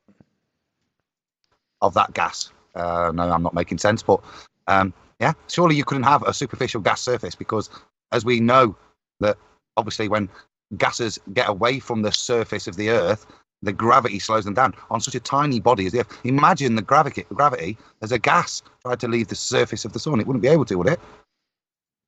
No, it wouldn't, because that's why it's the sun. It's the gravity is so strong it pulls the gases toward it. Talking about gravitropoloscopy. Yeah, it's not even my show, and I'm going to have to try and get this train wreck back on track. Right, It's not our paragraph, Nathan. We didn't write the paragraph.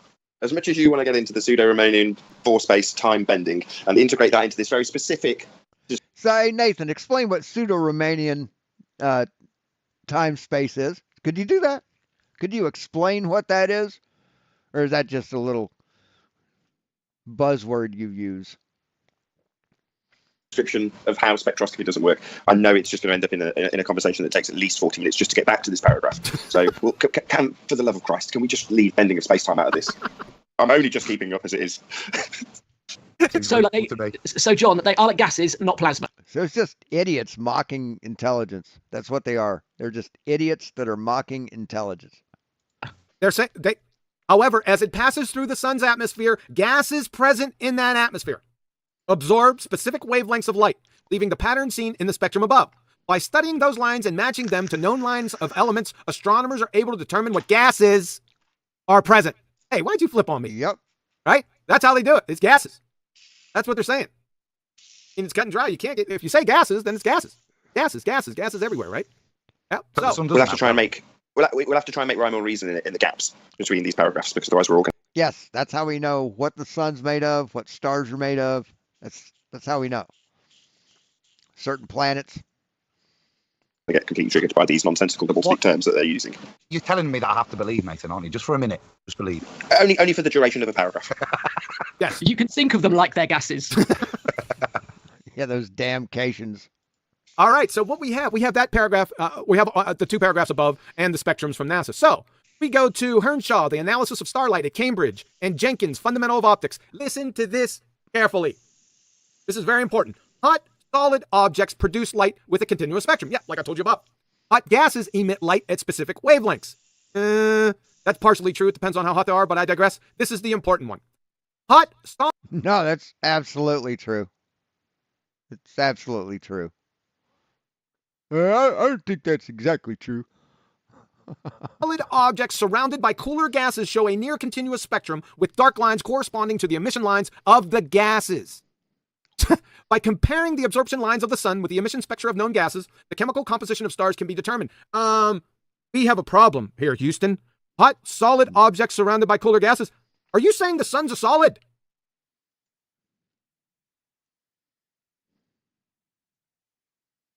Oh my God, dude. It's over. There's so many I can't even. It's such a tangled web of contradictions. It's unbelievable. I can't get out of it. So the line there, John, is for me. is exactly the contradiction here. They're saying that and please excuse the vernaculars, the science that's backing up the data that they're collecting from their toilet roll pointing to the sky, right, is based upon the presupposition that hot solid objects surrounded by cooler gases allow you to analyze the emission spectrum, right, of the cooler gases. Now, that's fine, but of course, as we've just rambled for hours, or 10 minutes, the presupposition to require to use that data, any extraction data, and apply it is that the object that is emitting the continuous spectrum is, yeah, lovely, solid. Last time I checked with the fairy tale paradigm, the sun is not solid. I'm just saying. So, like I said, there's... And I thought something else too. I thought that there were no cooler gases around the core of the sun. I think that it would only get hotter. Oh, we're going to get to that. That's coming up. Oh, Jesus Christ. So, like I said, is the ball of hydrogen gas the sun in the second law? I mean, it's unbelievable how fucking stupid they are. It really is. It's comical. Thermodynamics violation of solid object. And I'm not going to step in much. I'm just going to let him talk. No? Then how in the flying Fukuyama are you getting a continuous black body spectrum for ball of hydrogen gas? This is what they give us. This is the black body spectrum of the sun. Right? We're going to talk. The sun is not an absolute dark body. It's Jesus fuck. It's not a complete dark body. It can reflect light. It can reflect wavelengths. It can transmit wavelengths. God damn. What the fuck, man? Talk about this briefly down below, black body radiation, but I digress. I just wanted to show it. So, from Lumen Learning, this is going to be good. The dark lines in the solar spectrum. I got a mic open. Thank you. Yeah, echo. The dark lines in the solar spectrum thus give evidence of certain chemical elements between us and the sun, absorbing those wavelengths of sunlight.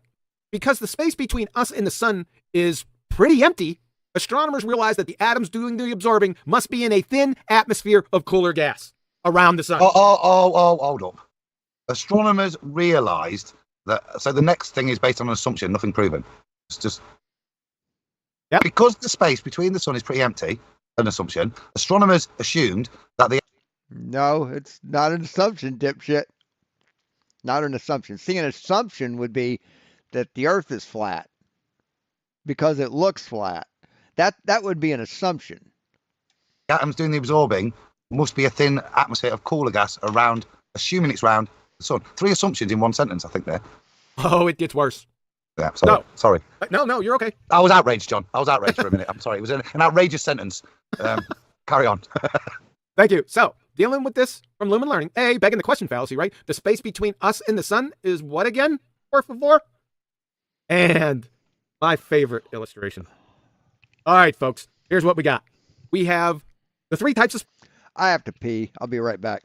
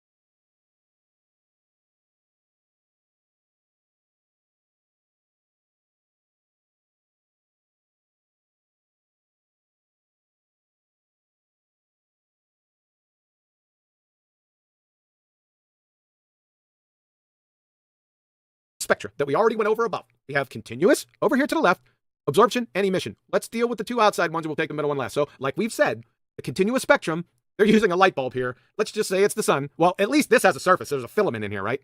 So if there's nothing between this white light source and you, you're going to get a continuous spectrum, just the way it is from a solid.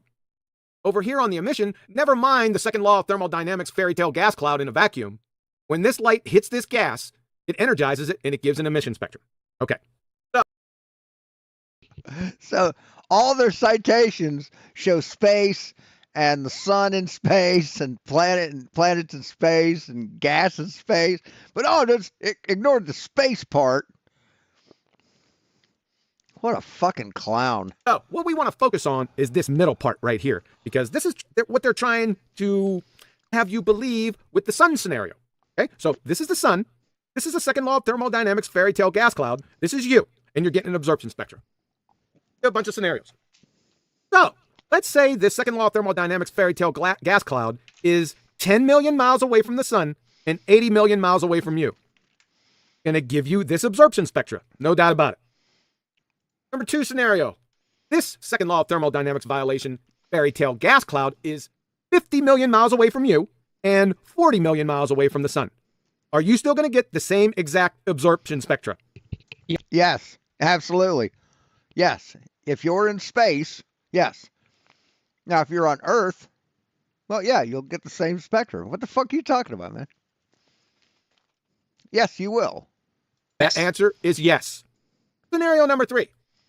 This second law of thermodynamics fairy tale gas cloud is 20 million miles away from you and 70 million miles away from the sun.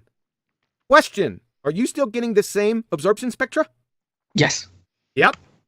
If this fairy tale second law of thermodynamics violation... Yes, because light travels infinitely, and there's nothing to block the light. So, yes, absolutely. Suck it. And gas cloud is 10 million miles away from you and 80 from the sun. Same thing? Same absorption spectra? Yes. If this second law of thermodynamics fairy tale gas cloud, you're getting the picture now, is 3,000 miles away from you and 90 million miles away from the sun, are you still getting this exact same absorption spectra? Yes. I spotted the pattern. Turn out the lights. Party's The party's over. over. Smash They it, say Riley. that Come on. all pseudoscience. So he thinks that debunks science? He thinks that debunks spectroscopy. Wow, that's something. I do have a question, John. And you got it. Okay. So, I do okay, have do a we want to question, stop John. here? Any comments? Yeah. I noticed that in this conversation tonight, you've digressed an awful lot. You use the phrase, I digress a lot. Tonight, I've never noticed you use that. I'm going to ask, have you been watching Jay's 2 Cents? Negative. It's just that I've never heard you say the phrase, I digress, and Jay's 2 Cents always says it. So I presume that you must have been watching it because, well, I've never heard you digress before. Don't be punking out He's my got a strict digression. regiment tonight. Must be a correlation. Yeah, He says that all the time, dipshit. must be a correlation. Don't be punking out my digressions. I never heard of that guy, and I've used digressions before. You just don't listen to Never my heard you presentations. No, I've never heard you digress before. Anyway, sorry, carry on. All right. This is a Coriolis fallacy. Come on. All right. Don't move on. I've got my own. This is when I listened to this in midweek. It confirmed my less detailed, and it's the same conclusion, but a less detailed analysis of it. And I always, from my understandings of the presentation of the spectra of the sun and the absorption spectra were presented, I always, and you hear John E chipping in at the distances, and I always thought, well, it doesn't make a freaking difference, does it? What's being analysed, or where what's being interrupting the continuous spectra is interrupting it, really doesn't matter. As long as it's being interrupted. Now, I was happy with that, and then recently we've been rambling, haven't we? As ballers talk about the effects of gravity in relation to elastic collisions, and how somehow this is the causation of why at the top layers of the atmosphere there's only hydrogen and helium. I've just got a quick question for you, John. This absorption spectra that's shown in terms of direct sunlight, what molecules does it show are absorbed in terms of the supposed cool gas layer around the sun? Is that Dr. John D or QE? I don't care which John it is. Well, we're going to get into a big problem here with cooler gases, right? And like I said, Not the cooler gases, but the gases that they suggest from the absorption spectra. Right. What are they saying those gases are? it's mainly hydrogen and helium, like we observed it above, right? Yeah, but I'm not sure whether you can actually say that specifically, because if John scrolls like back up to that huge like sun there. So I don't think you can specifically say that. You can just say there are certain bands we can't see. But but why can't we see those bands? Oh, hold up, John. That is that a secondary criticism of the spectra or a criticism of the analysis that they portray? So what they say that spectra is, So they So let's just forget that for a minute. They say that the gas cloud around the sun, the cooler gas cloud, which is creating the absorption spectra, is created by hydrogen and helium. Yes, that's what they say. Yes. Yeah. So I've just got one final question then, because you can't draw any inference, but because this is a completely unrelated topic, again based on their presupposition. But what do they say are the main constituents of the top layers of the atmosphere? Top layers of what atmosphere? Of the spinning ball Earth. Right. Great question. Hydrogen and helium. Okay. And now, given the fact that you just described that the distance of whatever cooler gas cloud is irrelevant, between the observer and the source is irrelevant. Now, we obviously have never been able to, even in their model, confirm the constituency of the cooler gas cloud around the sun. So we don't know that. But what we do know... What? You've never been able to... what do you say? You've never been able to? Describe that the distance of whatever cooler gas cloud is irrelevant, between the observer and the source is irrelevant. Now, we obviously have never been able to, even in their model, confirm the constituency of the cooler gas cloud around the sun. So you have it because you're fucking retarded, but science has. Jesus fuck. We don't know that, but what we do know is that the top layers of our atmosphere, in their model, it's comprised of the same absorption spectra that is displayed. So I'm not sure what you're saying there, Adam. So are you saying because the top of the atmosphere is like supposedly hydrogen and helium, no matter which star we focus on, we will get hydrogen and helium lines? Well, I'd say to you, John, if there was no cooler gas cloud around the source of the sun, right, and there was nothing there, and it was all the presupposition we've given, and the only barrier between the observer and the direct source was the hydrogen and helium in the top layers of the atmosphere, what absorption spectrum would we get? What you really need is somebody like Edmund in Narnia to confirm this from the second law of thermodynamics violation. So if only there was some special band of wizards with special costumes and funny hats that went up on rockets that could give you this answer. Is there such a... There's another layer, Nathan. There is one. I mean, it's just sad. It really is. They just hate anyone who's smarter than them, don't they? They just despise they despise intelligence. They abhor intellectualism. What a dumb fucking people. One more actual logical presupposition I want to ask. So it would give us that absorption spectrum, John, yeah? As described, whether it was at 10 million miles from the source, in the middle, or either way, yeah? Yes. Right. Now, if this is the only defense for the ball, if there were two cooler gas clouds, one around the sun and one in the supposed atmosphere of the spinning ball Earth, would the absorption data look any different? No. No. So that's its only defense in my book. But the only one we can prove is the one that when we go to the top layers of the atmosphere plane and measure it, we see that maybe possibly. Atmos plane. You can go to the top of the Atmos plane. Jesus fucking Christ. Unbelievable. Slight change. I've never confirmed it, but who knows? But even in their model, that's the only confirmable one. But yeah, there endeth my ramble on that. Yeah, we're gonna get into some big bad problems coming up here. God damn. B. Pull thin gases around the sun? Friggin' where? The photosphere, what they call the surface, gases don't have surfaces for the 20th time, said to be at 5,700 degrees Kelvin. The sun's atmospheric layers, which are the chromosphere and the corona. You tell me if these are cold thin gases. The chromosphere is said to reach 500,000 Kelvin and is 10,000 kilometers thick, and the corona is upwards of 10 million Kelvin and is 5 million kilometers thick. So, does this, when you hear...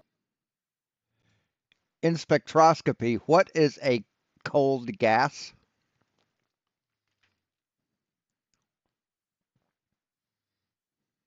In spectroscopy, a cold gas is a gas that's cool enough that most of its atoms or molecules are in their lowest energy state, ground state, which is essential for creating absorption line spectra. When a continuous spectrum of light from a hotter source passes through this cold gas, the electrons absorb photons at specific wavelengths to jump to higher energy levels. The spectrum of the light that reaches the observer then appears with dark lines, absorption lines, at those wavelengths, representing the energy missing from the original light. Why is cold gas used to get absorption spectrum? Actually, I wanted to go back. So yeah, it's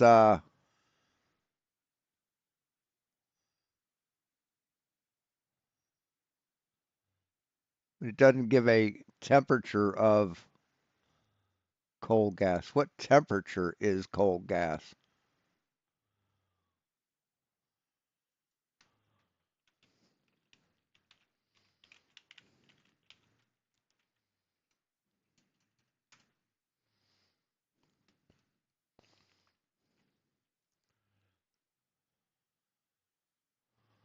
In spectroscopy, a cold gas is generally defined as a gas with a temperature below 10 to the 5 10 to the exponent 5, 10 to the 5 power Kelvin.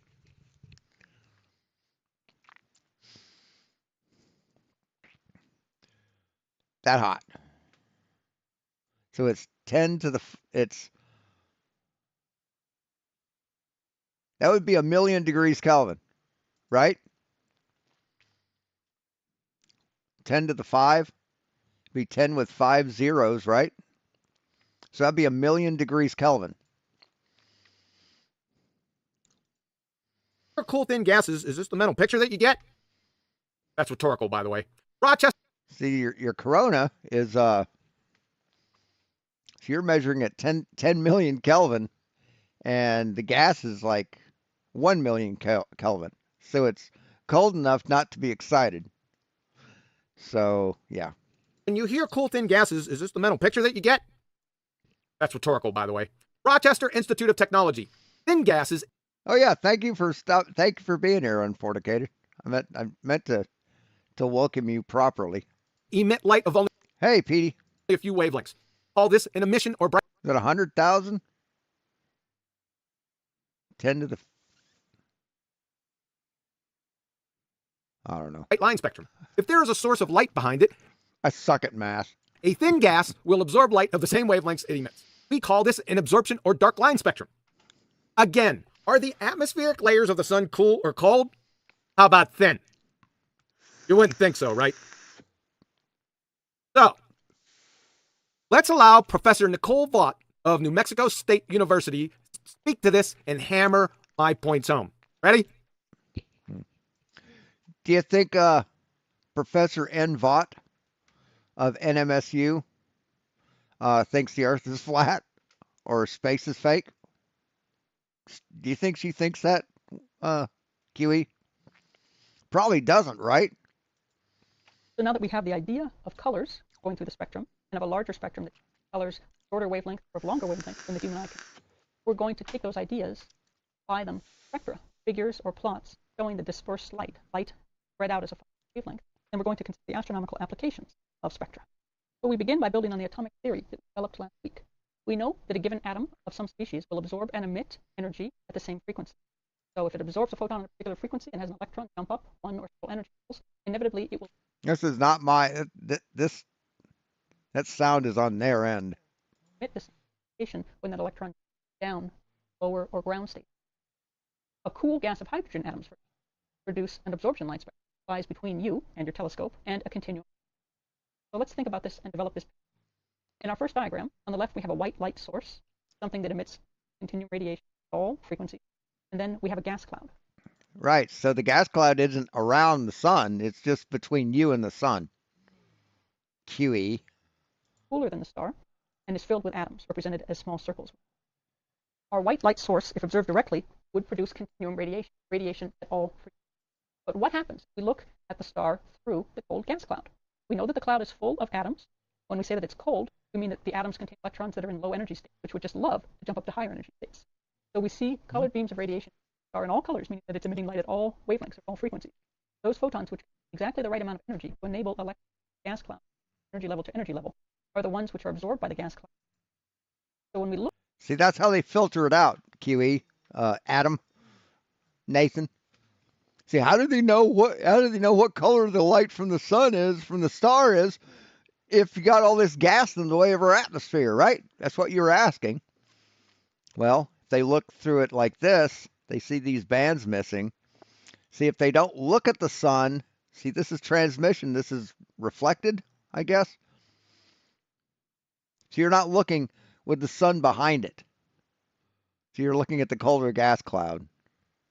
So, and you're getting its colors. See, we already know the sun is white. So whatever colors you get looking not directly toward the sun, but looking like at an angle, like the sun's there, you look over there through the air, so you're not looking at the sun. But you're already getting the illumination of the light or of the gas. And you're measuring the light coming through the gas, not coming from the sun. look at the or the star through the gas cloud, we see a continuous radiation source, light preferentially removed or absorbed at those key frequencies. So this is like a fingerprint. Once you match up the wavelengths that are missing from the continuum spectrum, you know exactly what elements are present within the cloud. Now you may wonder why the radiation beam of light emitted from the star when you know that the atoms in the gas cloud will be excited and de-excited. Let's think this through carefully.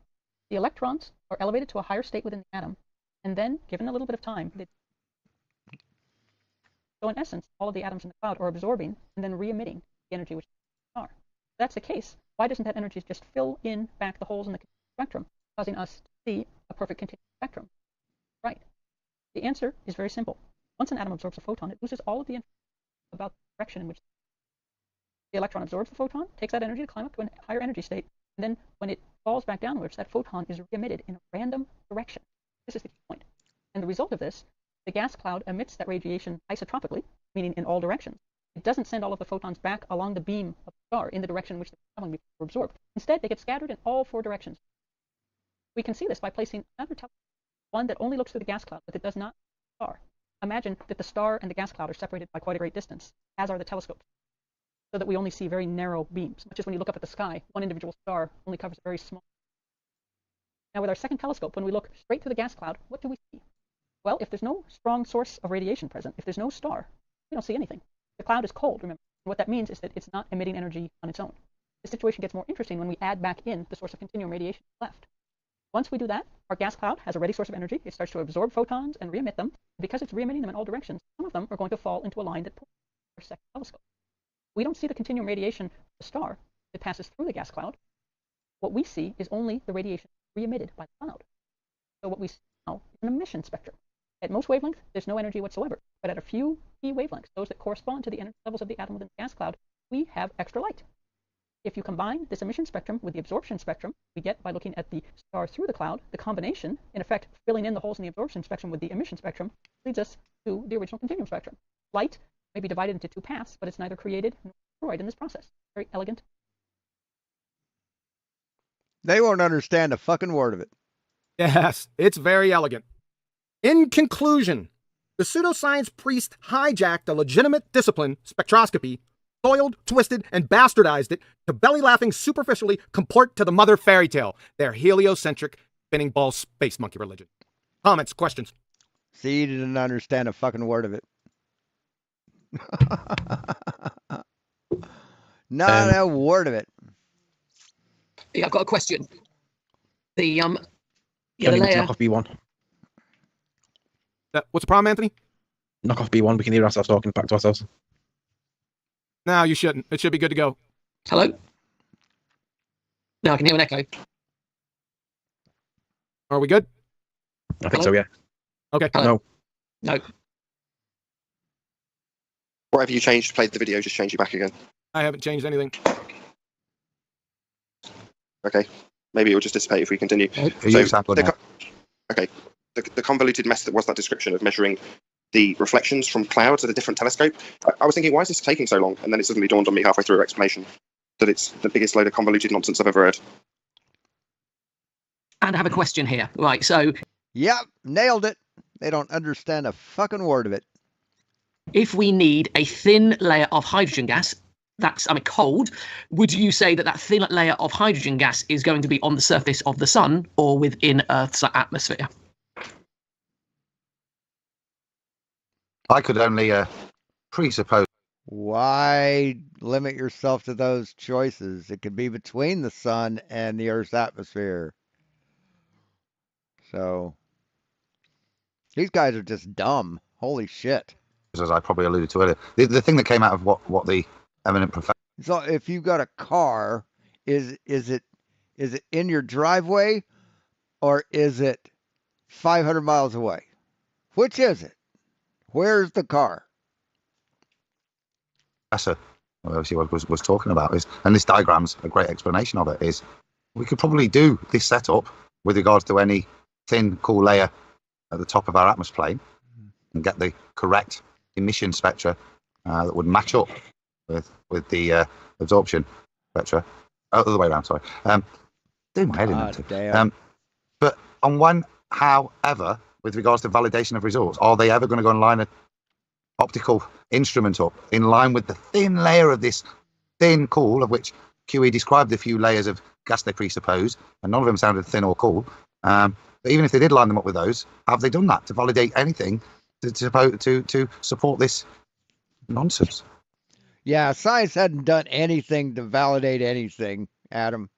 Yeah, they've just been sitting on their asses for 2,500 years, just waiting for you to come along.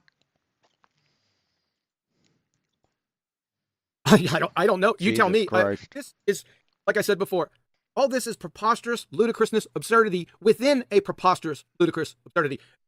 Or asking me questions about this. Hard to get the tangled web. All I have to do is go back to all the friggin' suppositions that train wreck this thing that are not true.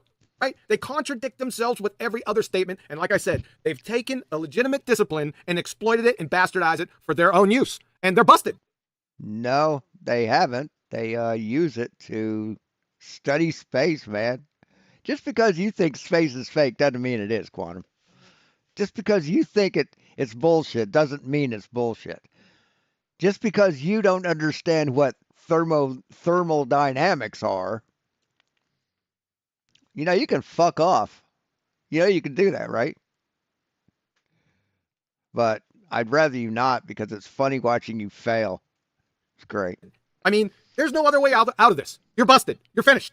It's over. And I've got a astronomy, question. hold on a second. Astronomy, astrophysics, and cosmology depend 99.98% on what? Observation. Yes, it's an observational science, QE. Not every branch of science uses the scientific method the same way. And you just not understanding what science is at its core really explains a lot. Speaks fucking volumes. Celestial and astronomical spectroscopy. Turn out the lights, baby, because it's over. Thanks. So, quick question for Dr. John D. He keeps saying that, but this was 2019. So when was it over, QE? Science is still around and you're still a dumb fuck. In all of your studies and tests, if you were doing a thing where you were taking, say, an object and you wanted to analyze from its emission whether there was any gaseous significant layer around it, but in doing so, just in front of the sensor, you put the exact same layer of gaseous mixture in front of the sensor, would any results you collected have any validity with regards to your supposition of what was around the light source? No. Well, if you eliminate conflating variables, or you control your variables, it wouldn't make a difference, because you would know that those gases are there and you would compensate for those. You'd make allowances for those. You'd calculate those into the finished product. No, they wouldn't, would they? No. No. You'd have to know, what's in front of your sensor. Well, that was I covered this earlier. I was going to say, I covered this earlier, right? You just need an equivalent of Edmund actually in Narnia, or in this case, a correspondent in the second law of thermodynamics violation. If only there was such a group of wizards that could provide you with that data to back your supposition. This is just a train wreck. Just this picture here. I mean, what's going on? I don't understand. Is that meant to be like a gas halfway between the star? Yes, that's a cloud of gas between you and the star, between the Earth and the star, dipshit. She explained it. Weren't you watching? Yes. And halfway between like the telescope. Yes. It's like what's going on? Like the gas wouldn't be there. Yes, in a so-called vacuum. What is going on? It's just ridiculous. It's ridiculous. Yeah, even given them their fairy tale gas cloud and the second law of thermodynamics violation, they're train wrecked. They're train wrecked in so many. Like I said, it's a spider web of train wrecks. Each lane you go down, the train and a flamethrower waiting on you.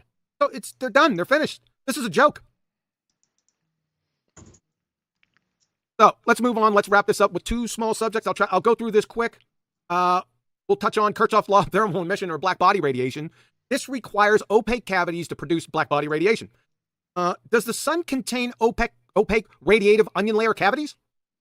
In elephant tears is a colossal understatement. Number two, Kirchhoff's law of thermal emission, black body radiation, is only valid in thermal equilibrium. So, is the sun enclosed in a box? And in that box is the sun and its fairy tale radiative onion layer cavities. What the fuck are you talking about, dipshit? What the fuck are you talking about? In thermal equilibrium? That's what they call these layered cavities between the core and the convective zone of the sun. So you're aware. According to the standard model of the sun, does the sun have a convection zone? Then how in the flying yeah, it does. Yes. Fukuyama can it be a black body, por favor? All right, let's see here. No, the sun is not a perfect black body, but it is a good approximation for many purposes because its spectrum closely matches that of the ideal black body with a temperature of about 5,778 K. The deviations are due to factors like temperature variations across its surface and absorption of light through gases in the atmosphere. So, you're a dumb fuck, QE. In summary, from this section, the sun and its spectra have nothing whatsoever to do with black body Hey, Cygnus. radiation. Friggin' duh. Amoeba farts are more relevant. So, quickly. In 1860, Gustav Kirchhoff came out with his black body or law of thermal emission. What they used to do back in the day, they used to have these boxes and they lined them with lamp black. Okay, the inside of these boxes. Well, this expanded carbon, right? And what would happen, they would wait for a little bit, and that carbon is a good emitter and absorber. Well, it would overwhelm the box, the radiation would come out, and it could spectrum, right? So Kirchhoff supposed that, well, it won't only work with lamp black, it'll work with any material, right? That was his supposition, that any material, you're going to get a continuous black body spectrum, no worries. However, he put a perfect reflector. He lined one of these cavities with a perfect reflector, right? And he sat there and waited, and waited, and waited. Because, well, it's a perfect reflector. You're not going to get anything out of there. So after waiting a long time, he said, more or less, the heck with this. And he put a piece of charcoal in there, thinking that the charcoal, carbon, was a catalyst. So what's going to happen when you put a piece of charcoal in a black box with a perfect reflector, right? The charcoal's going to emit, right? The reflector's going to bounce all those ways back into the charcoal. It's going to re-emit. In a very short time, it's going to overwhelm the box, and you're going to get a continuous black body spectrum, right? Well, the charcoal isn't a catalyst. It's the cause. So this entire fiasco, black body radiation, all this spectroscopy stuff.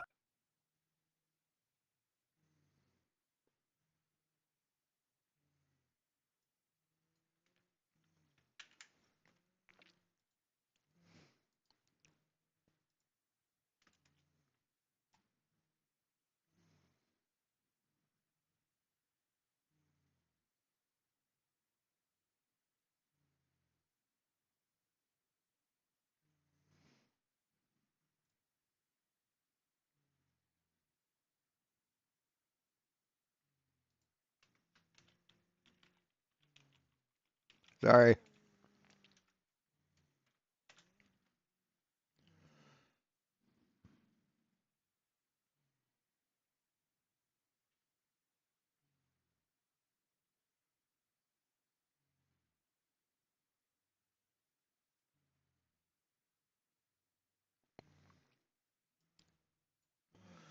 Experiments testing Kirchhoff's law of black body radiation use an infrared camera to observe radiation from cylindrical cavities of different materials like graphite, aluminum, and steel at room temperature, and then when a heated object is introduced. The experiment demonstrates that Kirchhoff's law is only strictly true for perfect black bodies, as the cavities within the intermediate or high reflectivity are filled in with the radiation from their surroundings, not black body radiation, corresponding to the cavity's own temperature.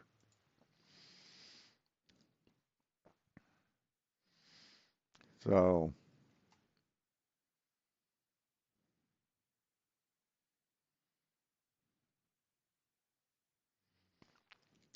doesn't know what he's talking about. Let me be specific. Astronomical spectroscopy, stellar spectroscopy. I mean, it's almost guaranteed that anything he says is wrong. Everything he says is wrong. Because he doesn't study shit. He picks quotes. He looks up keywords in scientific papers, and he finds out the information that he thinks will prove him right, and he goes with it.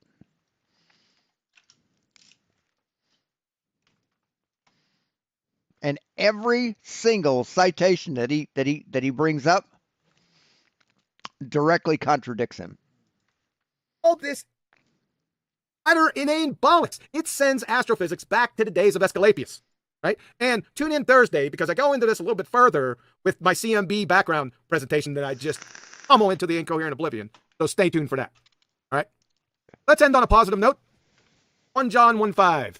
1 John 1:5. This then is the message we have heard of him. And no, we're not going to do this. We're not going to fucking do this shit. We're not going to look at your fucking Bible. The absolute perfection of the Word of God. Yeah, not going to look at that.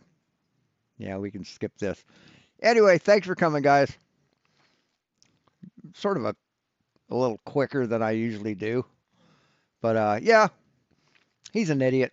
Quantum Razor doesn't have a fucking clue about anything. Not a goddamn clue.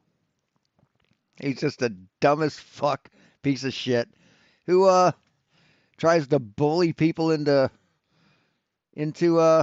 submission in an argument. That's all he does. See you guys. Be seeing you. Actually,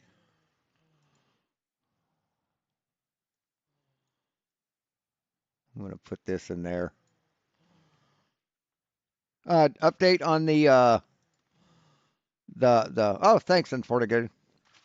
An update on the CNC machine is I bought two full sheets of, I think 3/4 CDX plywood. Pretty good looking. Very few knots. That'll be the table or the bed. I still need to get the 2x4s for the legs and the frame and the bracing for the top. But other than that, as soon as I get the legs, I can start cutting the wood and fitting it together. I ordered some. I ran out of these idler pulleys, these things. I need 2 more, and I ran out. 2 or 4. I need a few more, so I ordered 5 more of those, and I ran out of 3mm screws, the ones I need to assemble, like mount the motors and the guide rails and everything. So I got those on order. Those should come tomorrow. And yeah, either tomorrow or the next day. I don't know if they're going to deliver mail tomorrow. But yeah, as soon as I can get the 2x4s. I didn't want to get them this month because I spent a lot of money this month. So I'll probably have to get them next month. But it's like, it's going to take 1, 2, 3, 4 at 4 feet. I was like at about 4 feet off the ground. Needs 2. Yeah, it comes in a package of 5. I don't know why it'd come in a package of 5, but that's weird. And I can always use them for other projects. But yeah, it's going to be 4 for the legs. 2 for the 4 foot length sides. So that's 6 total. and it's 3 feet across. So we can do 2 more. So 4 studs would do it, or 4 8-foot 2x4s will do it. So I'm not sure exactly how much 2x4s are, but yeah, it's going together. It's coming together. So thanks for watching, guys. We'll talk to you later.